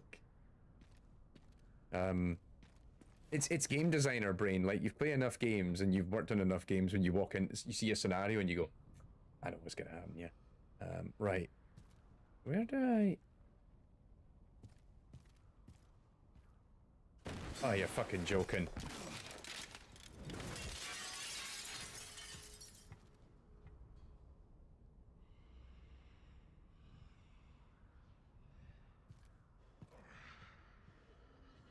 Oh dear.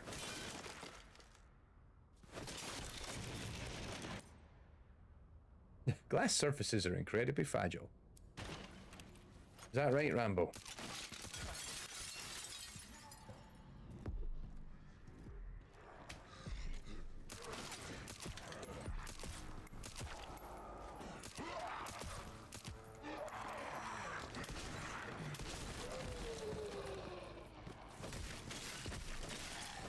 I really want to push him off.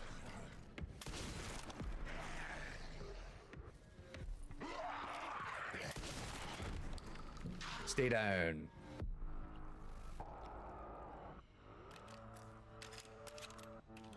I love that reload animation that he kind of slings it on his shoulder in order to do it. That's really cute. And cool.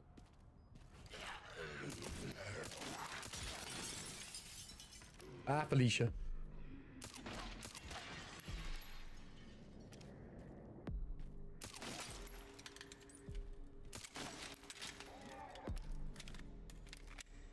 Hooray for silenced weaponry.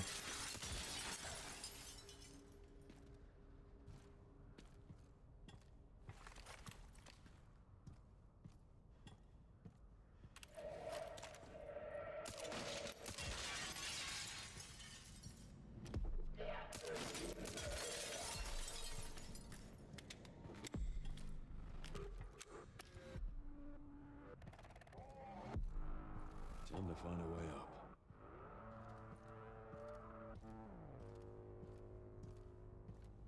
All right. What was that comment? I missed that. This game should be scary at sometimes, but you don't make such. I like how Leon hold. Yep. That video you did on Ubisoft's Snowcap AI plugin that protects FPS is a perfect illustration of what I mean. That's a crazy multiplier that every game engine should have. It creates right. Look, try to think. Actually, you were there, right? Was that the first time we met? Was at that summer school that year? It was, wasn't it? I just remember watching that presentation and like I just felt like an idiot the whole time I was watching it, because the thing is, I'm like, how did I not think of that? Like, it's such a genius application for AI in a game engine, and it was just kind of, my brain was like, how have I never thought of this? Like, it's insane. Okay, hang on, how do we, here we go.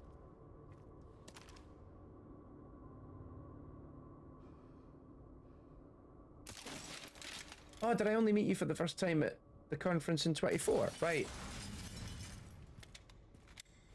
Yeah, I knew you were at the one at Malmo, that's right. I see you. Ah, shit. Oh, shit, hello. Oh, crap. He has an explosive.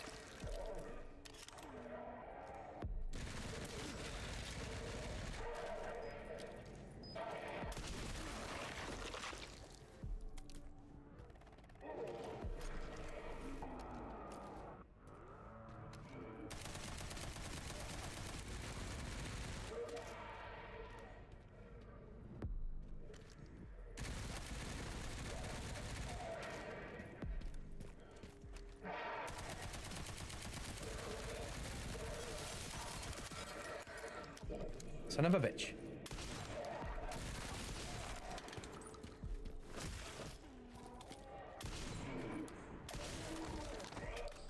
Lie down. Yeah, it is. It's just it's an amazing piece of work, and it is super clever. And so I was really pleased when we reached out to Ubisoft to talk about it. Because I spoke with David about it at the summer school in Malmo last year, and I said, like, I'd love for us to do a video about it sometime. And fortunately, we have a pretty good relationship with Ubisoft, because we've done a few videos now on their stuff. And you know, like, if you've seen like the episodes we did on Division and Watch Dogs and stuff, so we've got a pretty good relationship with them. So when I turned around and messaged, I literally emailed our corporate headquarters communications team, because that's my contacts there, and I'm like, yo, can I get an interview with a few folk at Massive about Snowcap? And they're like, sure, let's do it. So I really appreciate, they're one of the few game studios that I knock on their door and I go, can I get a comment? And I'm actually more likely to get a yes than a no, which is pretty freaking awesome. So and it was, I talked about it in this week's when I put out the Game AI Existential Crisis Part 3 today, about how the conversation, like, we're having a great conversation about this right now, on, because a lot of people here are people who are fluent in AI, we're researching AI, we work in AI, so we're able to talk about the merits and benefits of this, and also understanding that it is doing good work, right? That it is of value. There we go, found the relay. Happy days. Picked up the relay. Great job. But I had Get to through that work gate. so hard to clean up that comment section because people were so toxic about it. Because they're like, oh, fuck Ubisoft, or what's this fucking Gen AI stealing people? And it's because people don't want to actually engage in proper discourse now. It's just everyone shouting at everyone. And it's so frustrating and disappointing that this is the kind of the dialogue that we're having. And it's, you know, it's why we're working really hard with things like our conference and the newsletter, because I'm like, no, we need to have a space to have some meaningful discourse. And I don't care if people don't like that. They're like, no, what the fuck, everything's all, it's like, no, it's not. Like, sadly, we live in an age where this is what everyone wants to say at all times, but very much the well is poisoned. And so it's like, I feel like if we don't, and this is kind of a big point that I've made throughout the existential crisis, is we as a community need to step up and argue back against this. And it's like, look, there is far more going on here than people are willing to give it credit for. And also push back against the shit, the nonsense that's happening, and go, that is toxic, that is bad practice, that is disrespectful, it's unethical, it's also probably illegal, but you're getting away with it for now. But here's the really cool things we can do with it. And it's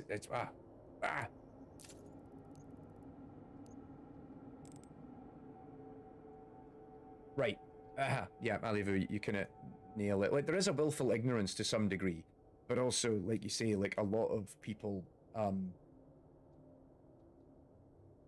there is a lot of behavior out there where, you know, I often joke about it in talks, like, if there's two fields that when you put them together, it's even worse. It's game development and AI, because they're two fields that people know very little about.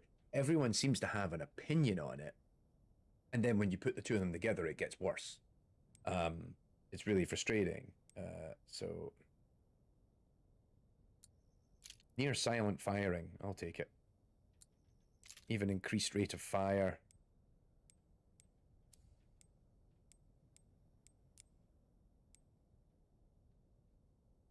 Faster reload speed, more power, you say?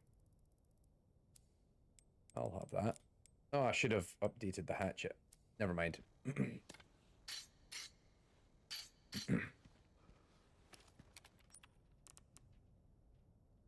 Oh, I've ran out of save slots. Oh well.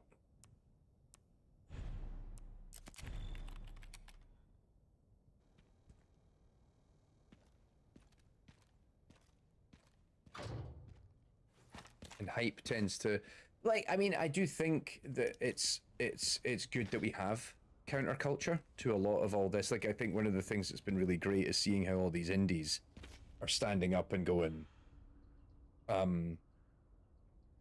like a lot of indies are standing up and going, you know what, fuck this, like, we don't want any of this crap, we're just going to do our own thing, we're not going to put any generative AI. And I think that's great because it crafts a space in which it actually is actually supporting so much of the authenticity of indie developers, because they are not leaning into this. And I think that is great.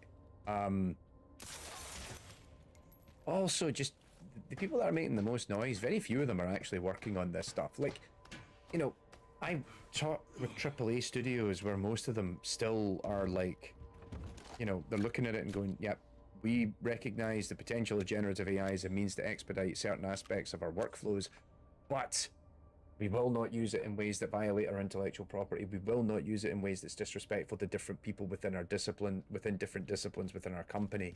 Like, everyone is still trying to figure this out, but because you can put half-baked shit in front of people really quickly, they go, look at this, I can make a game. And I'm like, and?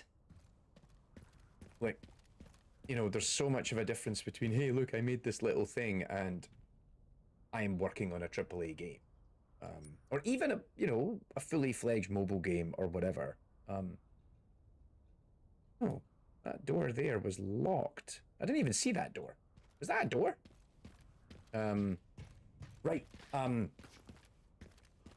Yeah, Albie, that's the problem. Like, for every one of the I think the indies out there who are combating it, I actually put out a skeet, is that what you call it, on Blue Sky yesterday about how the number of oh,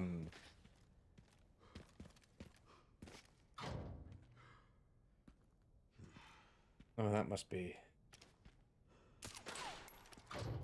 It's locked from the other side. The other side. Right, that was a Predator 2 reference. Yeah, like, I was mentioning how if you look at SteamDB, there's been like a 400% increase or whatever in the number of games with AI disclosures on Steam in the last 2 months. Like, just for the games out 2026. 400% increase. Because I was giving a talk in January and I actually got the number of games with AI disclosures and it was like less than 100. And now we're at like, oh, I can't even remember how much it was. Or was it just shy of 100? Look up the skeet on Blue Sky. I talk about it there. But it's like, Jesus, what is happening? What are we doing? We're only contributing to our... I actually said this in my talk at the DevCom Leadership Summit. I said all of this is aggressive short-termism that will just result in long-term problems for the games industry. That's annoying. Notice how those zombies seem to wake up when I look at them. Right. Leon, what are you going to look at? Oh, whoops. That'll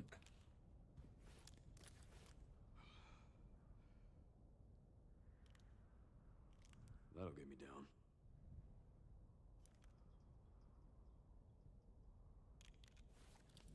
I don't think Valve are going to adjust their policy, sadly. The interesting thing is, did you see the story about how PlayStation have pulled over 1,000 asset like shovelware games from their store? So that's something.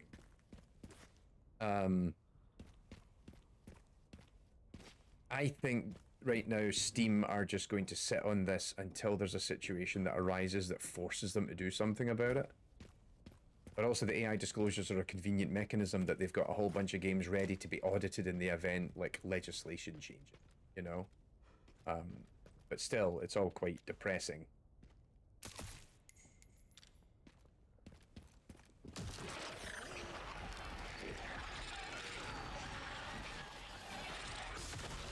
That's a lot of them. Where's that coming from?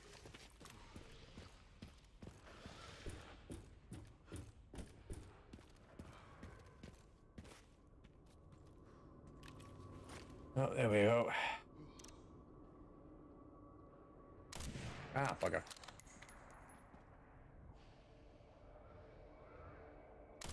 Ah, for fuck's sake, Tommy. Yeah, I'd actually be better.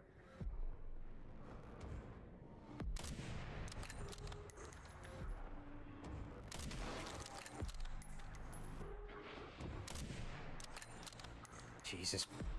Can't hit the side of a feckin' barn.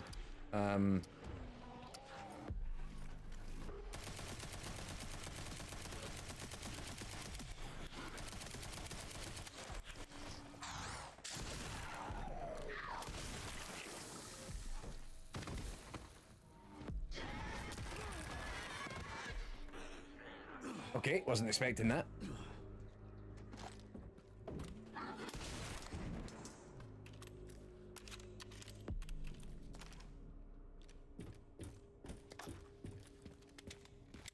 But yeah, I wonder whether or not they're going to start picking up on the fact that, yo, all this stuff being put on your storefronts is actually bleeding. I wrote an entire article about this on the newsletter last year.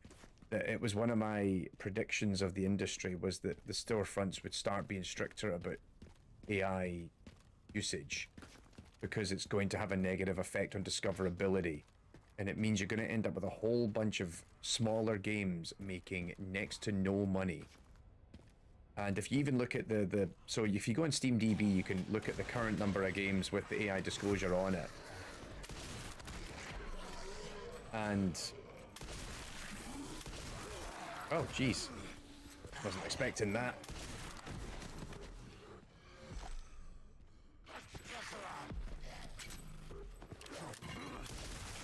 Hell yeah!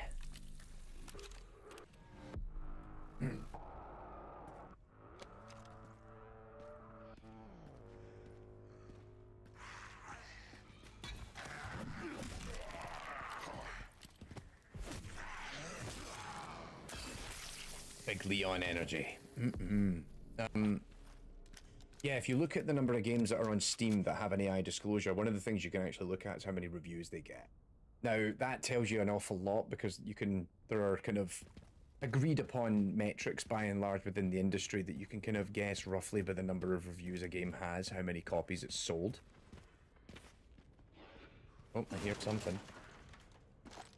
And they tend to find an awful lot of these games with AI disclosures. Nobody's bought them. Very few people have bought them. Like, the sales numbers are very limited. And so it's like, right, you're just filling the entire... yeah, that's it. Like, I think eventually the only reason that it would ever bother them is if it's getting to the point where there's so many games on the platform that it's beginning to affect them in some way.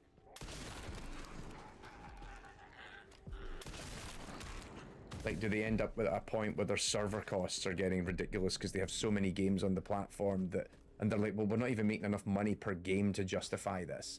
Where you end up with the profits they make out of AAA are being eaten up by supporting all this crap that they allow to stay on the platform. I wonder. I don't know. Maybe I'm jumping too far ahead here. I do find it funny though that when that no Gen AI seal of approval or whatever started trending, and people were sharing it with me, and I'm like, I know the fella that made it, you know?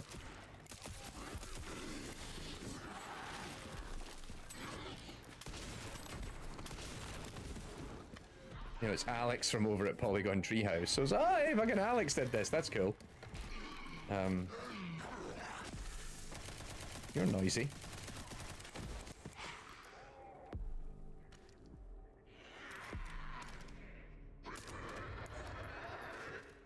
Jeez, he actually threw that at me.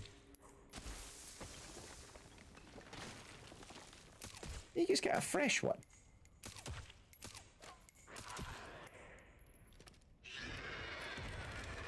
That's a hell of a throw.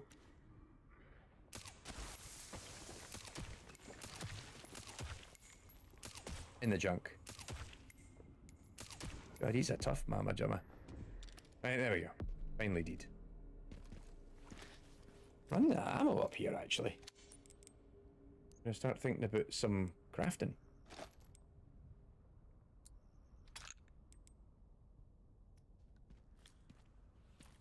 Also, I have a large number of grenades that I don't appear to be using effectively.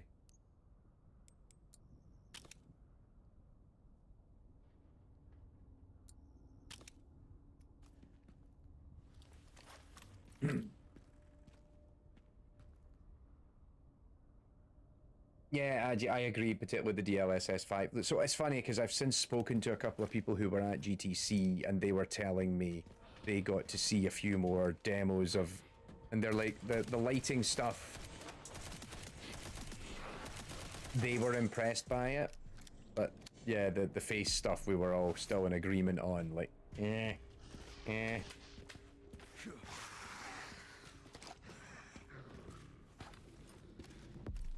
Come on, let me swing it.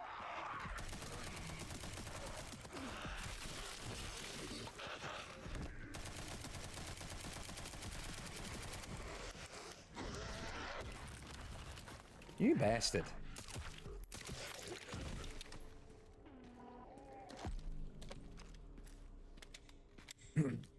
There's a big comment there. I need to pause a second. Caballero, I think a lot of the AI these days fall more into an end-to-end creative tool camp, which I don't think is really... I 100% going to change. I think it needs to. Like, we need to get to the point where it's stop trying to do end-to-end creative, because the creative people don't want that. It gets in the way of being creative. I think in the next few years, we'll see a lot more interesting applications of AI where it's part of the creative pipeline rather than end-to-end tool. I like to think so as well. I don't think I'm speculating too much when I say that Sora being cancelled is a sign of resources shifting away from developing end-to-end creative AI systems.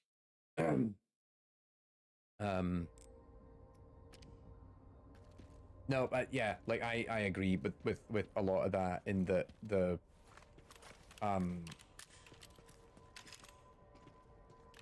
I like to see things like Sora failing because one, I think it's shit. Two, it is tech that has no definable purpose, frankly.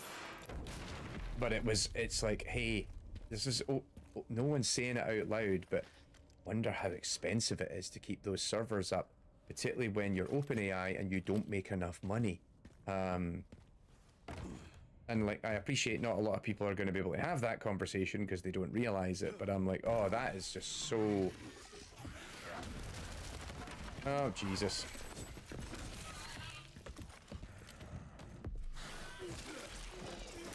Insta-kill! Fuck you. Oh yeah, and while we're at it. Oh, taking down that headburster thing.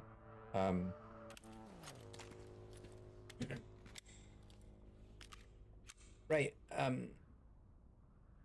yes, the whole thing with DLSS is so I made a point of this in part 2 because we talked a lot about DLSS when I ran the last stream of this, and one of the things we talked about is, and I actually said this to a point I got interviewed about this for GamesBeat a few weeks back, and I said, don't you think it's a bit depressing that we're in a state where the games industry requires DLSS?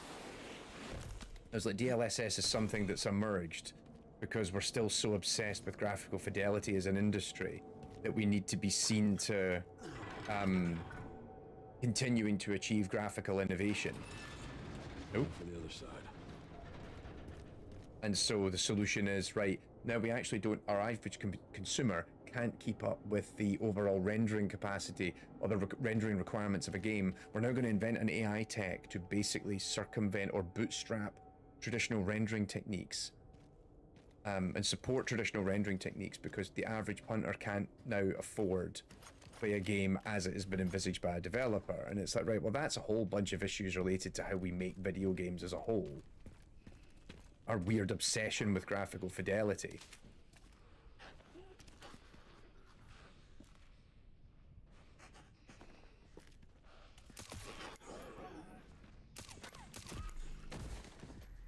Oh, I killed him. Amazing. Yeah, it is a band-aid to better graphics, and it's like, right, well, maybe if we just approach this from a different direction, a different perspective, we wouldn't be in this situation. But what do I know? And then you've got, you know, DLSS. I give it shit at times, and I think rightfully so. But I give it shit in the context of why this exists within the industry because of this obsession with graphical fidelity. But one of the things that's great about the DLSS is the ability to get high performance games running on lower powered devices, like being able to play, like I'm playing this, like, games on my Switch too, and that's thanks to DLSS, and I'm like, that's awesome. I think that's cool. I love the fact that I can do this. Yeah, the old body armor. I mean, I've just about leveled up that gun as much as I can.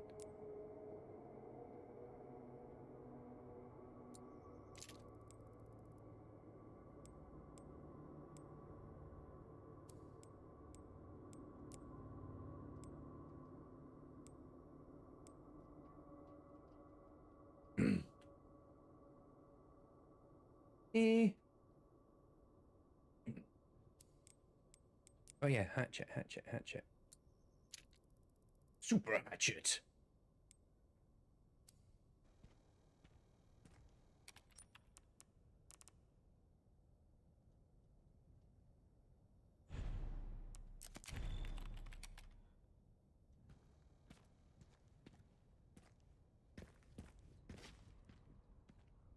Oh, we're back here again. Right, okay. So I've made a full... Right, there we go. We go back here, and then we need to go this way.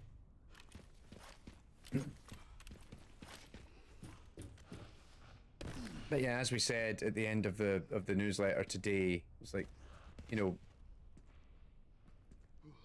I'm going to keep trying to do our thing on our end. We're going to keep trying to be the...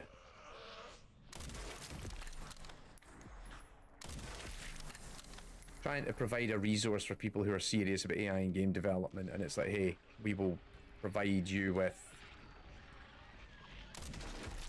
insight into the industry and try and celebrate good practice and provide it as long as I could still afford to do this because we're actually making money. Come here, you son of a bitch.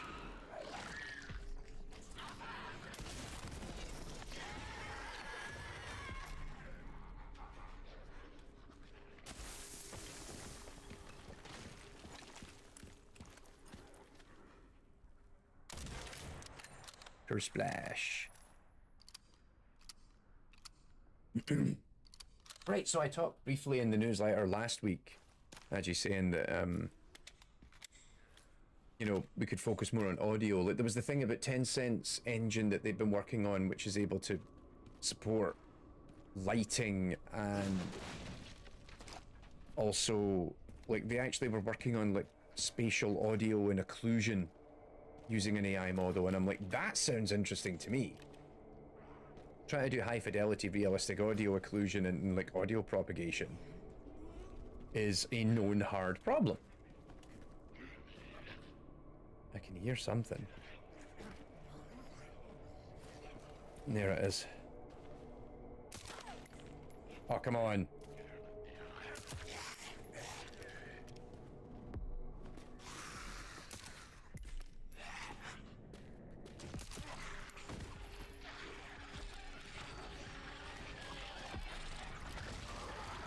Oh, you bastard. Oh! Hell yeah. Gotta get me one of these.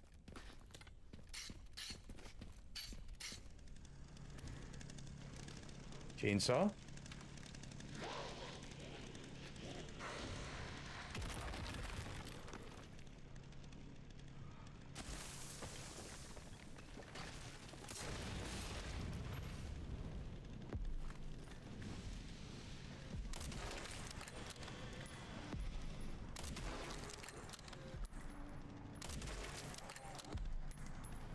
Get him just kissed by the sunlight. It's beautiful. Twofer! Stay down? Guess not.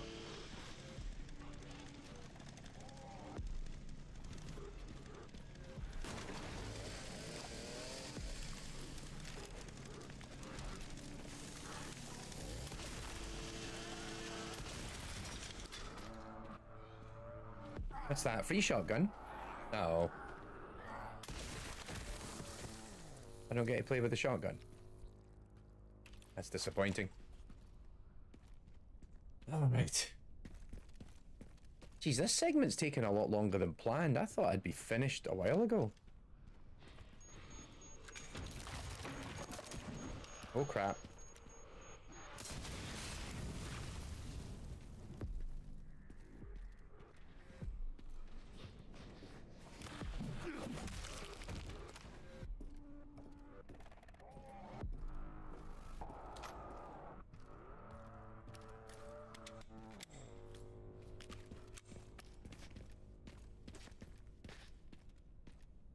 This rogue door still in one piece. This gentleman right here is not. I think I can do without the flashlight, actually.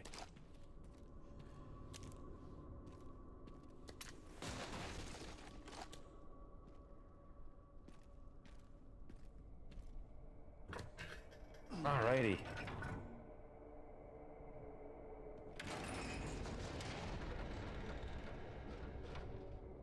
This thing still works. Every time, like, Leon falls more than about 3 feet, it sounds devastating. Like, the sound design of it just crunch. I'm like, oh god, he just broke his ankles. Like, Leon, I know you're getting on a bit, mate. Calm down. You gotta take care of yourself.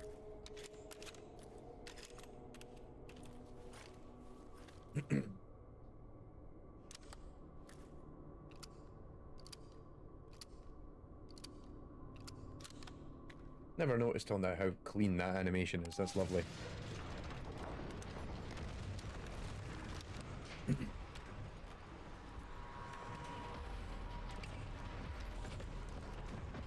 Oh no.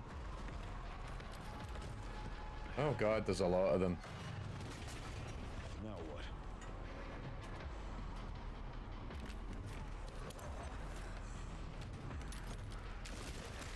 You'll have to take the next one.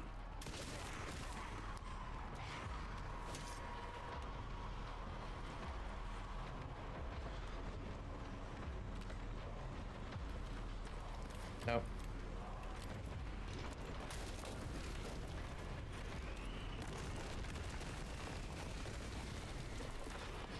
Oh crap.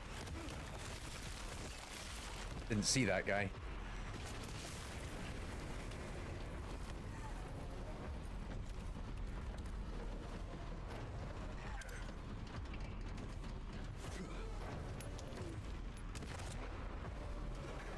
What? No bonus points?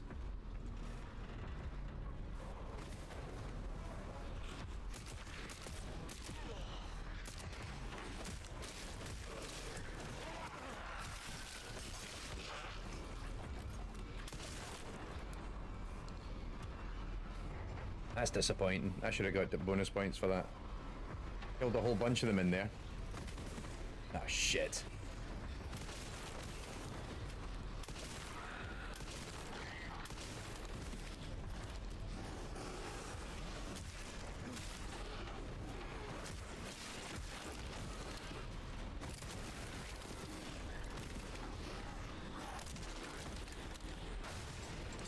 Uh-oh.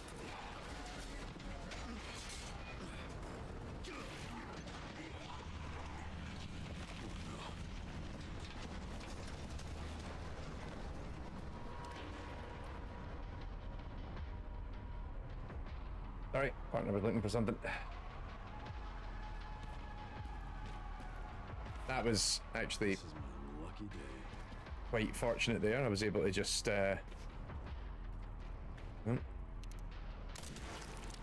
like line them up and just use the sniper rifle on all of them at once. That was kind of neat.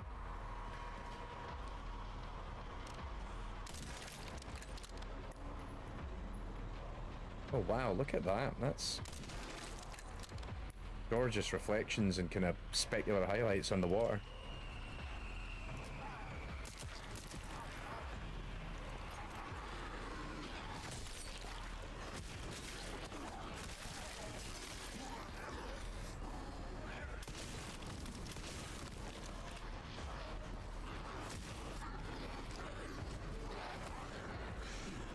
Keep running.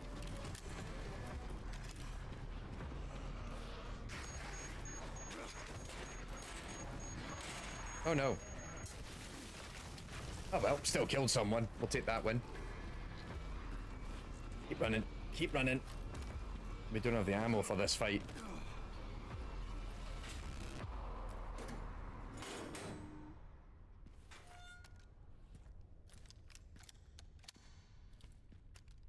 Reach the ground using the suspended platform. Achievement unlocked.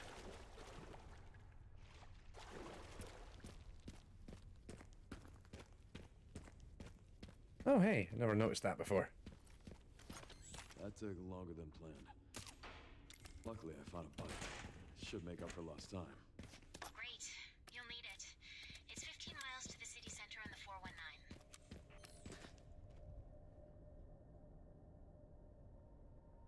Oink.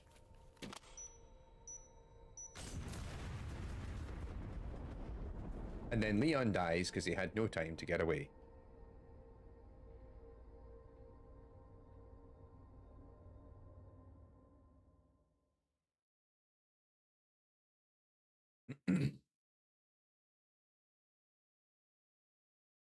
Cool. Is it Grace time then? We're switching back.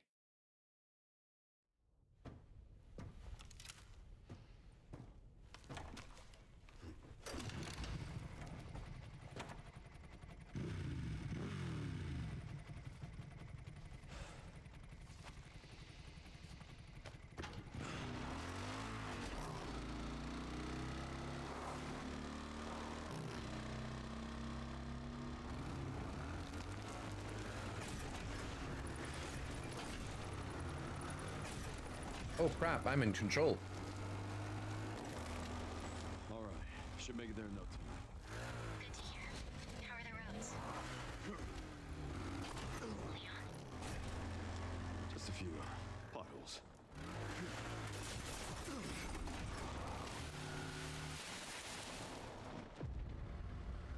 Oh, this guy.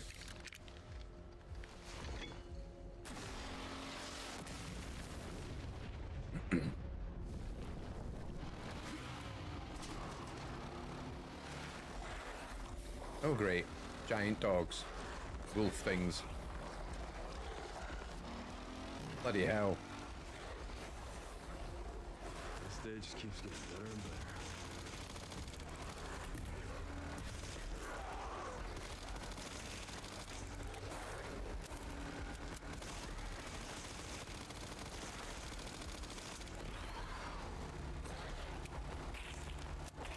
Come on.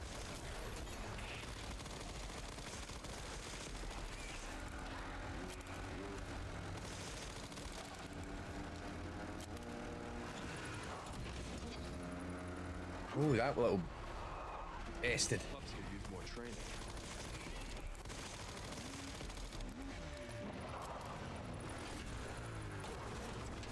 Okay, this is very cool.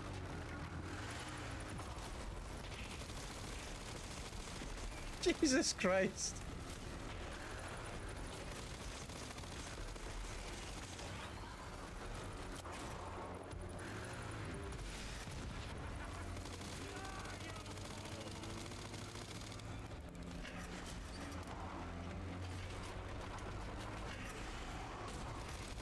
Nope.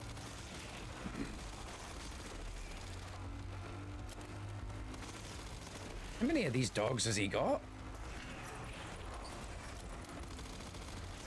Too many dogs.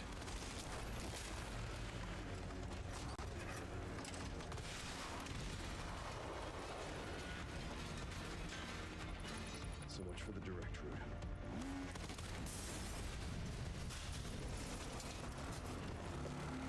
Uh-oh. Explosions.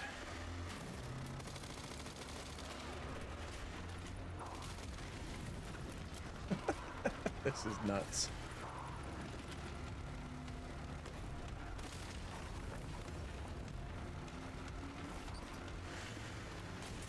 Oh, there he is.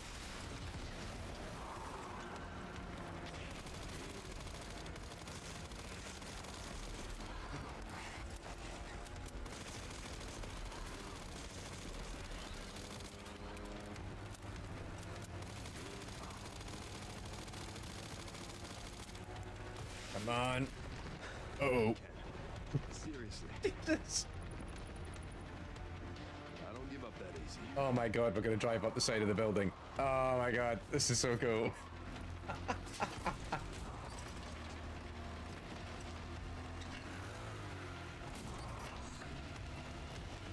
Go, Leon! Jesus. Oh my goodness.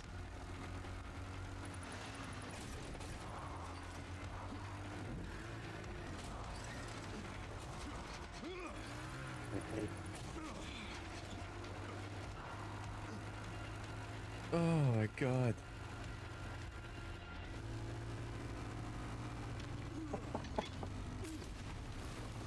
Oh my goodness. Oh, it was amazing.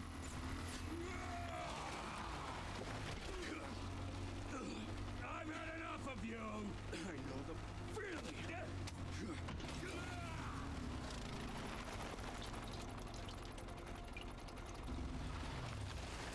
Total cinema. Yeah, I agree. Come on!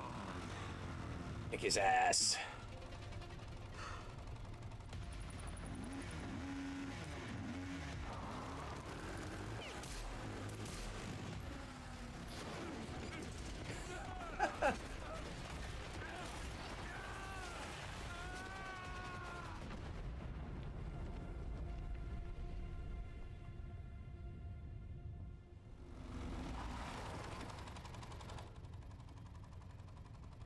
Should have worn a helmet.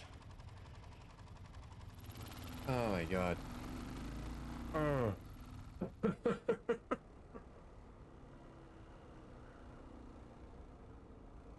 I figured out what my video on this game is. I actually figured it out during that sequence because it's everything I've been thinking about in terms of like the cathartic release that this game creates.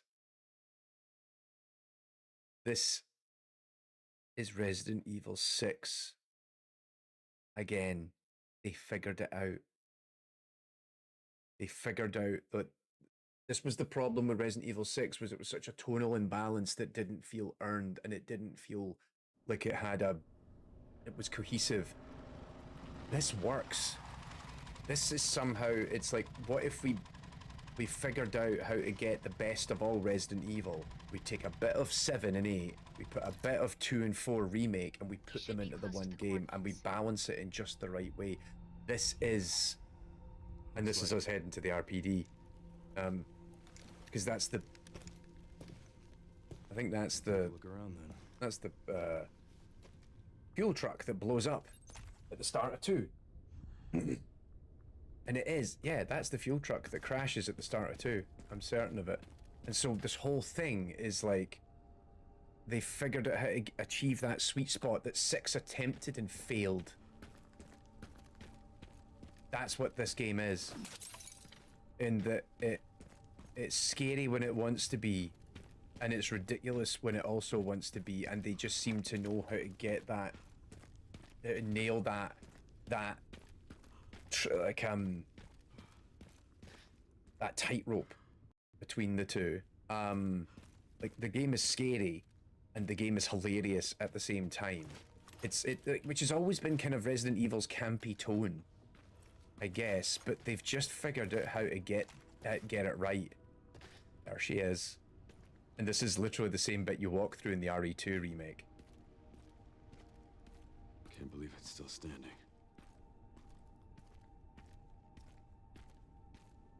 You can bet I'm coming back here to film this with the slow camera pan.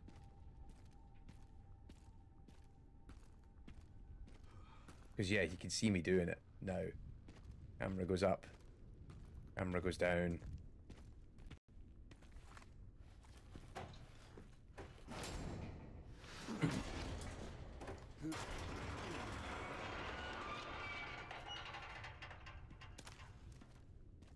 It is, it's like everything that you want from Resident Evil's kind of campy tone balanced against the horror elements, and it just seems to click. It's so freaking good.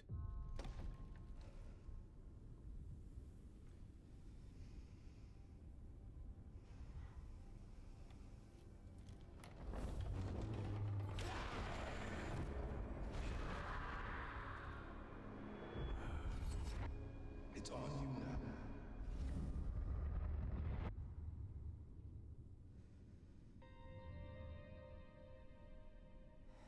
Nice. Isn't it also weird that this is playing on a nostalgia that you have for a version of this place that didn't exist until just a couple of years ago? Because we are now entering the RE2 remake version of RPD, not the original RE2 version. And so, yeah, I wonder, Caballero, like, did they use the original geometry as a starting point? And then build off the back of it. You know, the funny thing is, as well, so of course this is a reproduction of RPD from the RE2 remake.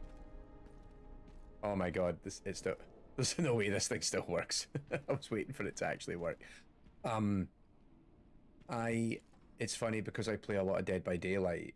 RPD is now a map in Dead by Daylight, and so I'm so used to, I actually know this space really well now, just because I keep playing Dead by Daylight, and so I know the layout of RPD much better because I play it all the time in that game. Sherry, I'm in RPD. It's been a while since you've been back there. Shit. Yeah. Oh, the John Wick. Yeah.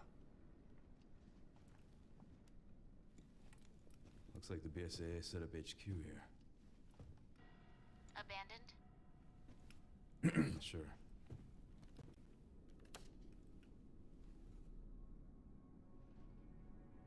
They were here recently.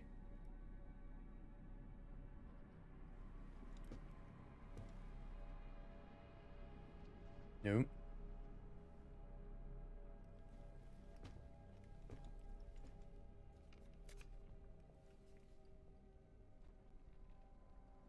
Oh, that seems defeatist. That fucking guy. Oh, there's Grace. Grace. Shit, she's in danger. Sherry found Grace. At RPD? Yeah, exactly. Someone's been expecting us.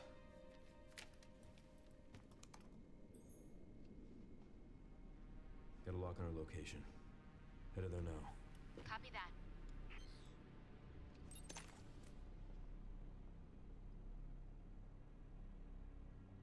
Right, a couple of emails came in.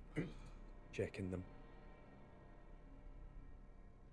The perils of what we do.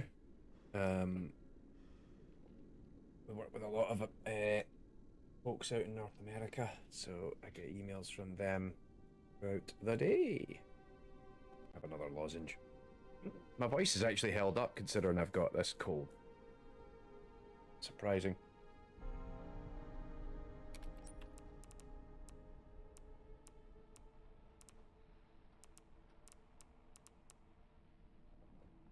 I really need to go back and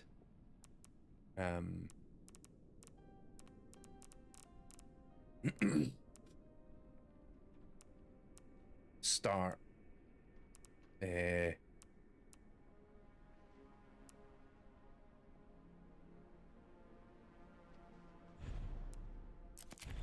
recording all this so that I can go back and I don't have enough save files.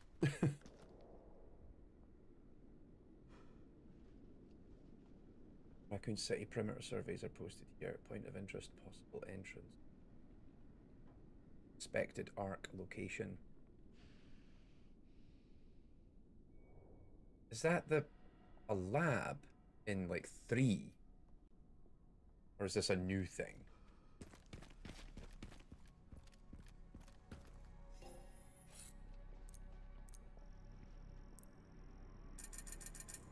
More credits.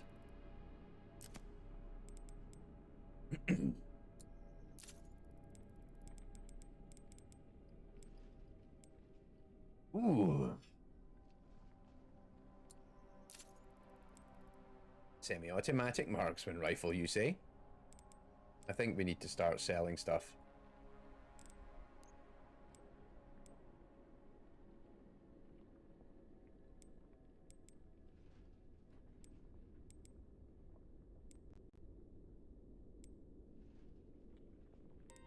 Not selling. Requiem's priceless.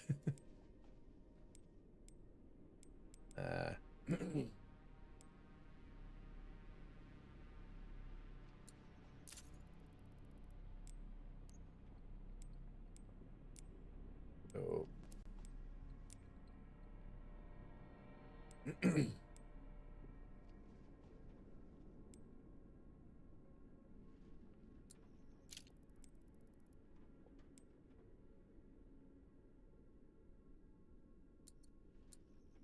Here, we'll put it on, but I don't think I'm actually going to use it.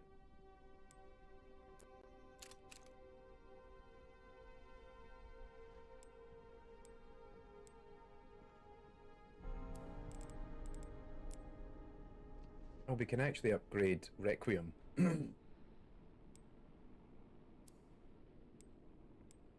Ooh, stranger.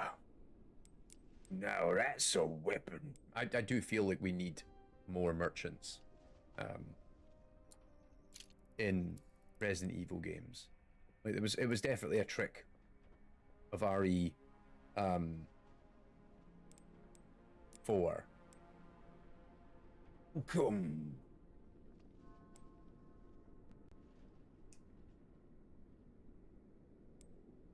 Increases max ammo. Increases the rate of fire and the power slightly.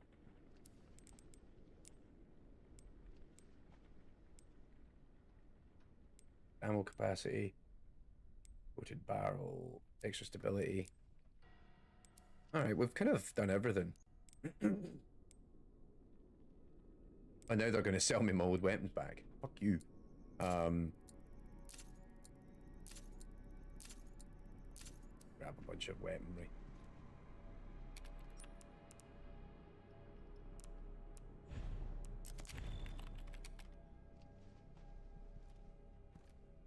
Alright.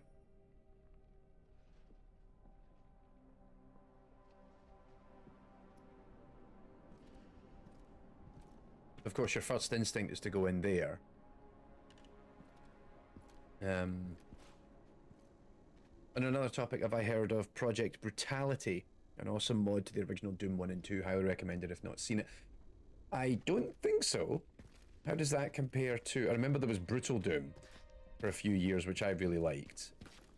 And then I think that kind of went away, did it? Or was it something to do with the guy that did Brutal Doom was found to be problematic or something? I forget.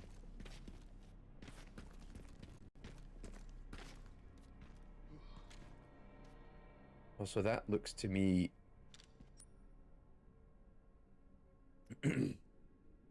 Oh, there's definitely, like, you can get through these areas. I'm wondering whether I can blow that.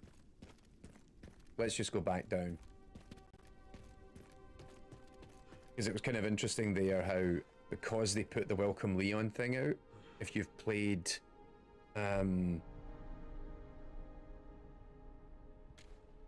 It kind of... Because you see the Welcome Leon, it makes you think go that way. Because that's where it was hanging up to begin with.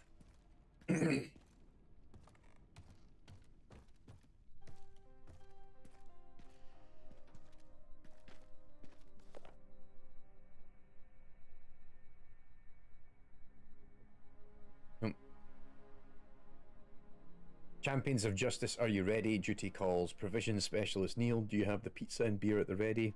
Make sure you've got some soda on hand too in case the rookie's liver conscious.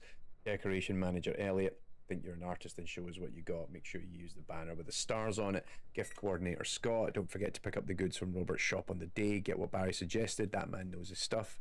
One last thing, make sure the chief doesn't catch wind of the welcome party for the new recruit. We wouldn't want to put young Kennedy in his bad books right away. Like, as cute as that is. Kennedy, reporting for duty.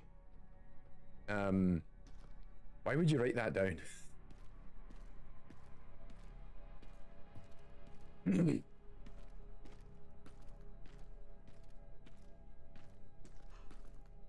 Nothing in the safe.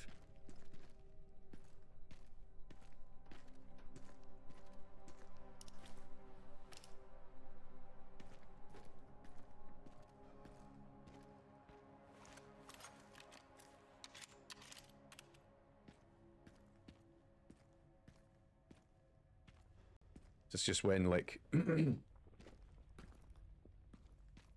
know, Mr. X comes booming. Also, after we had the giant spider in the last part, how soon until we get a liquor? That feels like the next obvious, like, RE thing.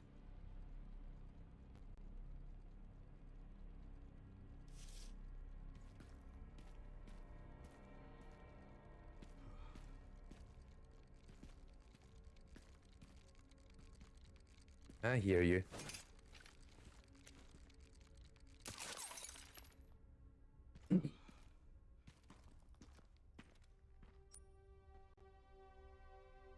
Captain Brana was a stickler for the petty cash. There's always somebody gets really caught up on the petty cash. I guess technically it would be me, because I would be the one that actually looks after the petty cash in this business. Also, yeah, if there was a... Jesus.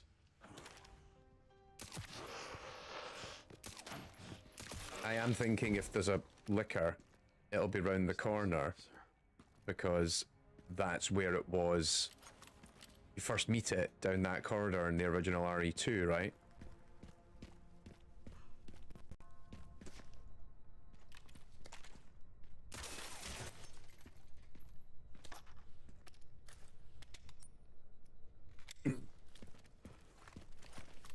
Well, let's go spring the trap.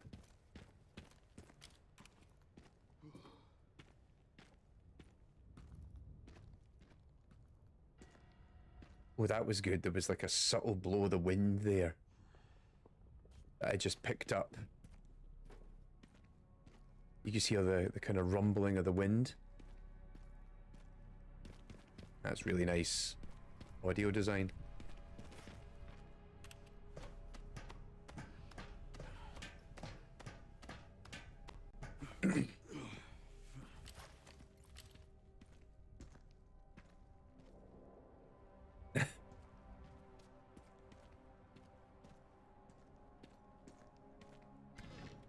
This is where you meet it in RE2, isn't it? It's in that corridor. What's in here, though?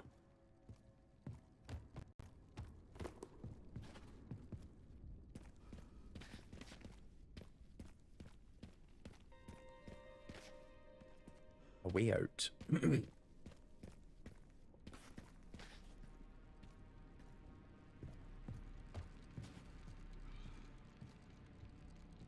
Oh, here, one of the little...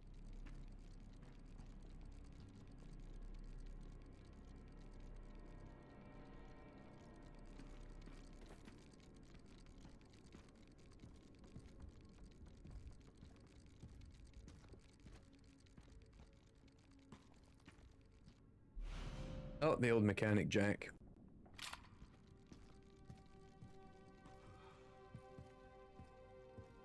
I hear the little,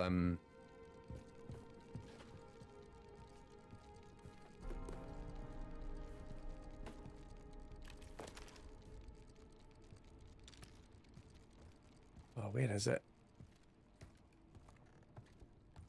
One of the little raccoon things is jostling about. I can hear it, but I just can't see it.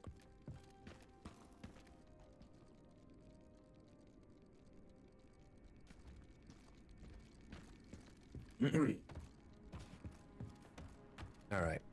We'll go up here and see if I can find it.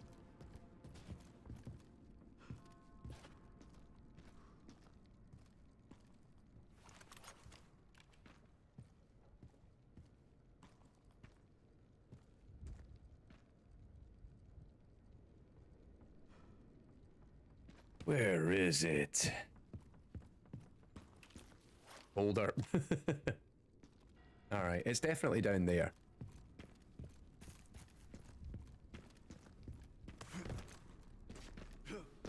Ooh.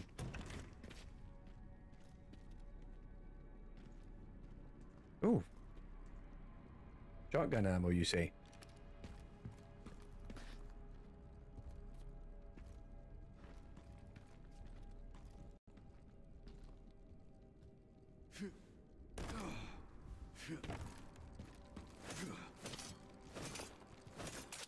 There we go.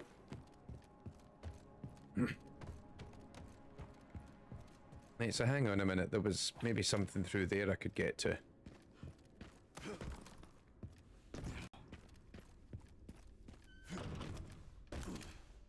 Oh, bollocks.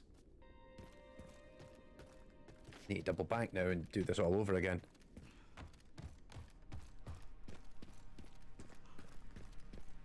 Oh no.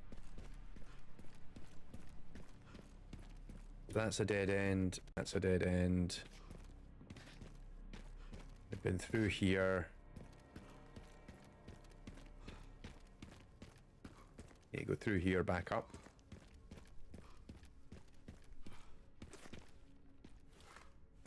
Up we go.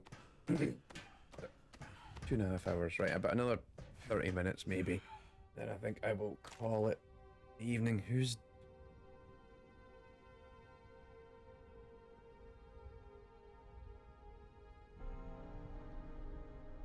Oh, okay, I'm just getting some DMs. Just deal with when I'm off of this call. Or this stream. Let's try going back that way.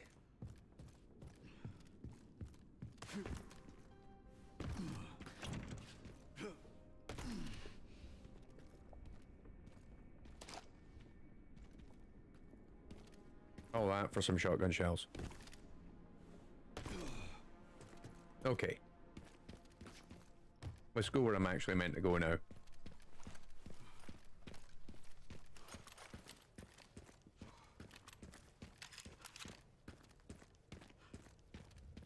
Doopy doopy doopy doo.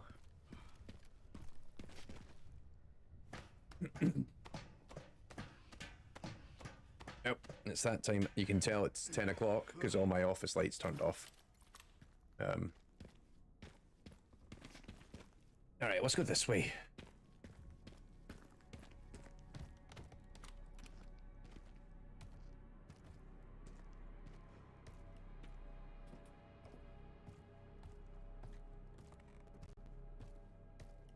Be very, very quiet. Star's office.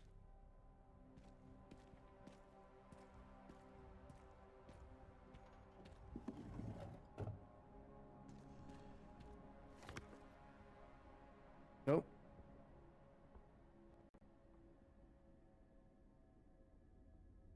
Good lives needlessly lost. 24th of May 1996 with the Elite Stars members. Neat. Yeah, I think was it that's Jill in the bottom right. Is that Chris there? Barry. That is that Wesker, maybe? Man, they're really pulling at the old nostalgia there.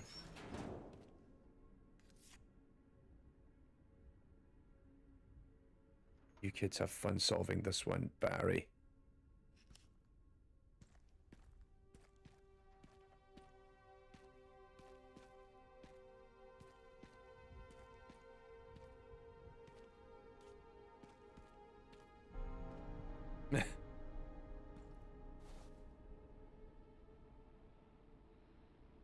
Right, yep, the old Barry.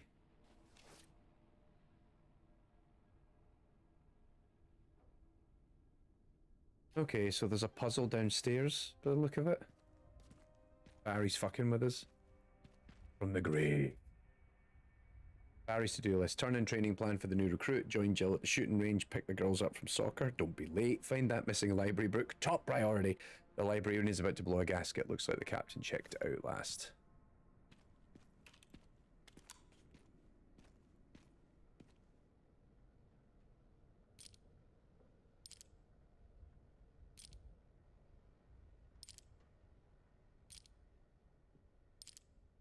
No, there's Barry, not an option. Barry.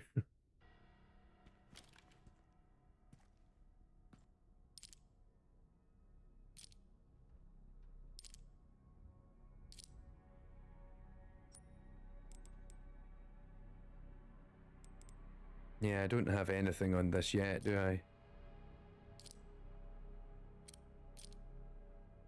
God, this is really slow.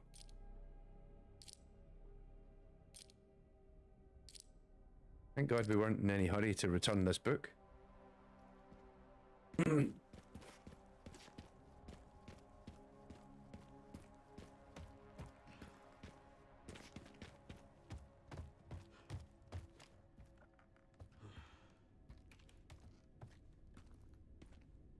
There is creaking, but is that a monster or is it just creaking?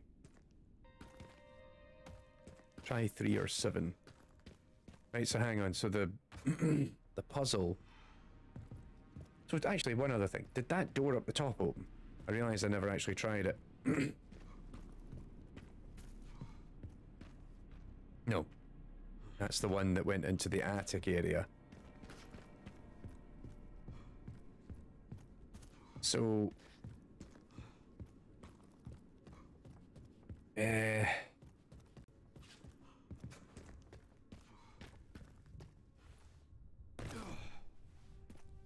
back into this room down here.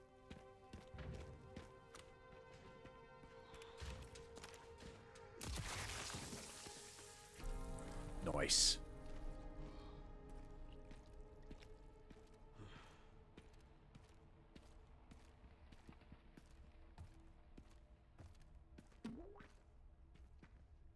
that noise?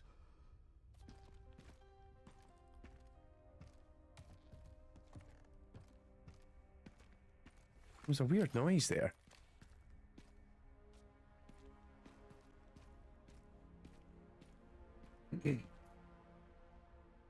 If you're lost, you need to open the shutter with the jack, the shutter at the right of the reception desk. Yeah. I don't have the... Oh, I do still have the... I have the rusty crank and the... Oh, the jack, right. But yeah, there was that other puzzle that I thought...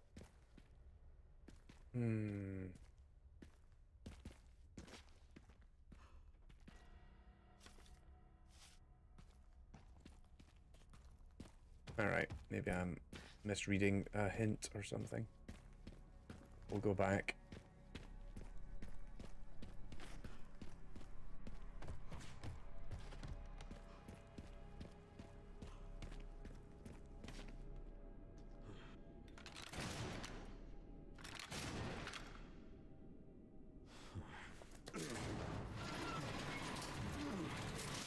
On the TV stand above. Okay, I'll go back and have a look. Can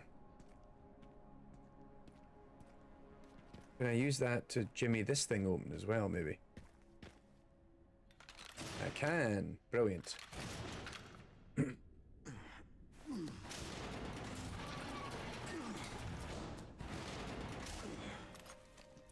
Yep, shout out to the Jacks. Jack isn't with us on the stream tonight. He is busy. Actually, he's been doing a lot of work on his house right now, so like his TV and everything set up is not all configured. Oh, I see. I have to just shoot it down.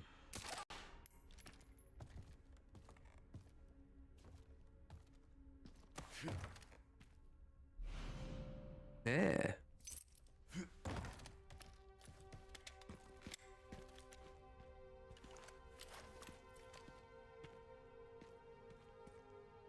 I like how the game is all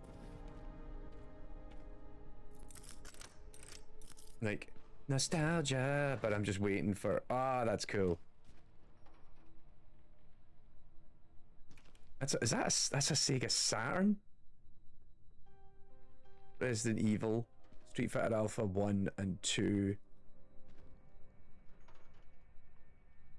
Mega Man 8, Anniversary Collector's Edition. Any other? That's Super Ghouls and Goblins down there as well. Star's Emblem Charm. A charm for automatic guns increases firepower at the cost of more sway while aiming. I mean, DMC's a bit too early. 2 tickets to the Racoon City Zoo. Enjoy and don't say I never gave you anything, Barry. Very cute.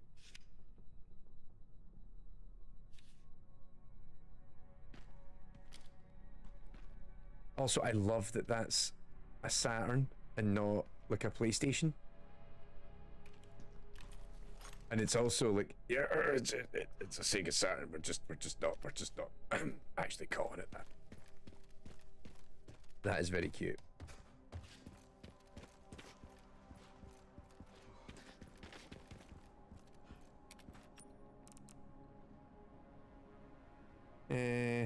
Yeah, I'll just use that as my checkpoint going forward.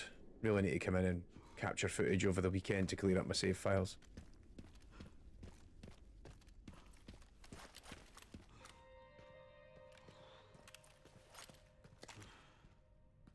This feels like a trap.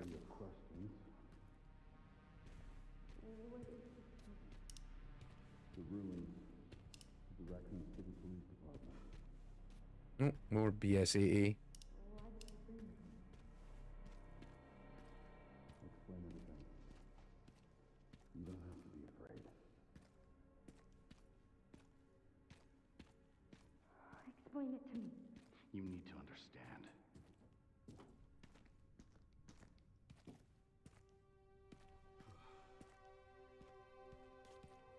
Feel like this is it wrapping up the Leon bit.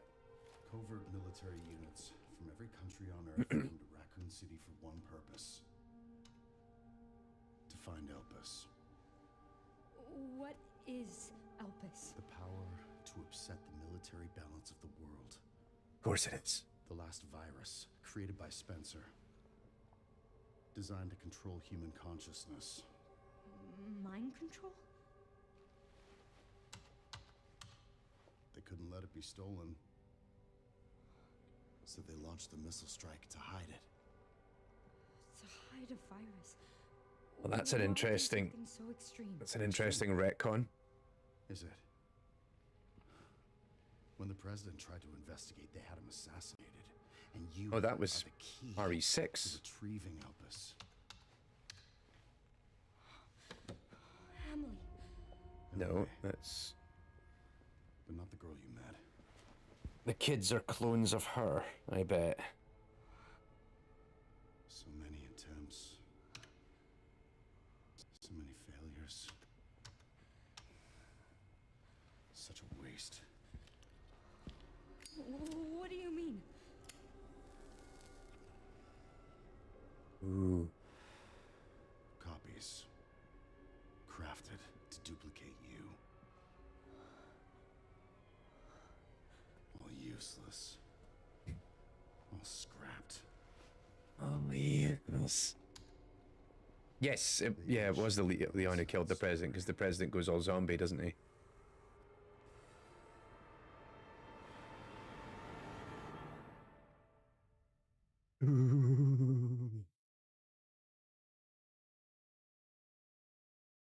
Well, now.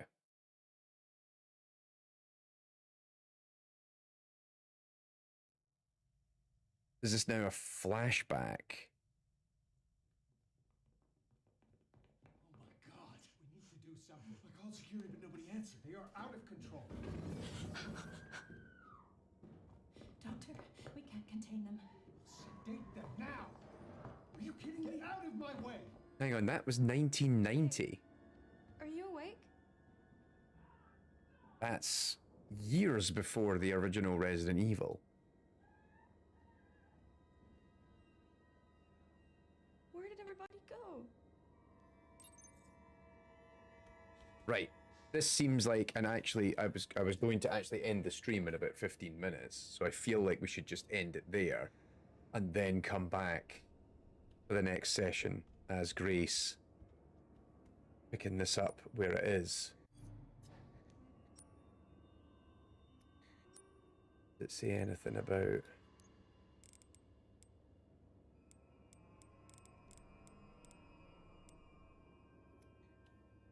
Okay. No, that's interesting.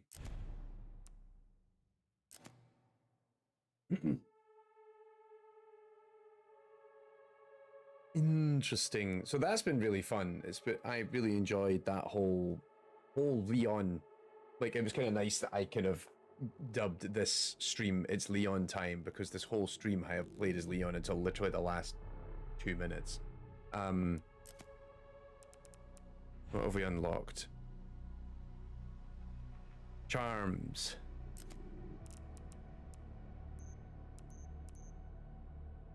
Well, we need to actually get points now to unlock. Oh, Matilda, that was a gun that was in one of the previous games, was it not?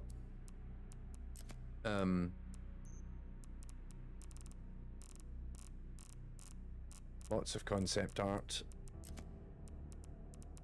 All the models. Nice. You'll receive completion points when you complete a challenge, which can be used to obtain bonus content. Oh wow, we actually have done quite a few.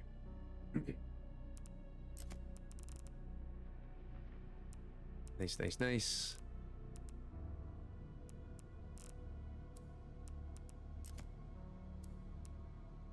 Bonus settings give Grace the ridiculous apocalypse. Although I do find it funny that, like, Grace's default costume is kind of screaming Claire Redfield, don't you think? Alright, cool. Yeah, this has been really good. I am continuing to have an absolute blast playing this. This game is really, really good. And it is, like I said earlier, it's hitting that sweet spot that 6 tried for and failed. That's what this game is. Yeah, I feel like oh, very good. Yeah, the next stream should be called a grace period. Very good. I like, you know me, I like a good pun. But yeah, that would be quite awesome.